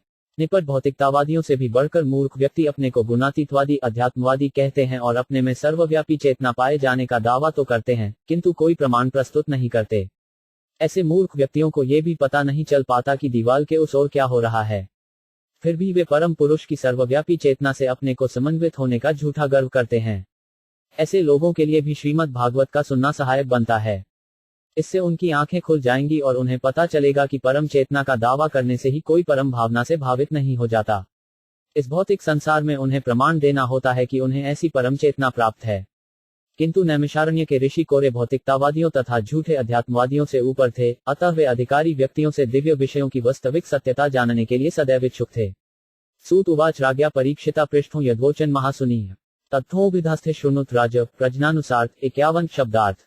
श्री सूत गोस्वामी ने बताया, अब मैं तुम्हें वे सारे विषय बताऊंगा जिन्हें राजा परीक्षित के द्वारा पूछे जाने पर महामुनि ने उनसे कहा था। कृपया उन्हें ध्यानपूर्वक सुनो। तात्पर्य, प्रत्येक पूछे गए प्रश्न का उत्तर यदि किसी अधिकारी विद्वान का उद्धरण देकर दिया जाता है, तो उससे बुद्धिमानों की तुष्टि होती है। यहाँ तक कि न्यायालयों में भी यही विधि अपनाई जाती है। सर्वश्रेष्ठ वकील अपने मुकदमे की स्थापना के लिए बिना कोई कष्ट उठाए पूर्ववर्ती फैसले से साक्ष्य प्रस्तुत करता है। ये परंपरा विधि कही जाती है और विद्वान अधिकारी इधर उधर के व्यर्थ तर्क न देकर इसका पालन करते हैं। ईश्वर, परम, कृष्ण, सच्चिदानंद विग्रह, अनादिरादियों विन, सर्वकारण कारणम, ब्रह्म संहिता 5.1। हमें चाहिए कि हम परमेश्वर की आज्ञा माने, क्योंकि प्रत्येक वस्तु में उनका हाथ है। इस प्रकार श्रीमद् भागवत के द्वितीय स्कंध के अंतर्गत भागवत सभी प्रश्नों का उत्तर है नामक 10वें अध्याय के भक्ति वेदांत तात्पर्य पूर्ण हुए।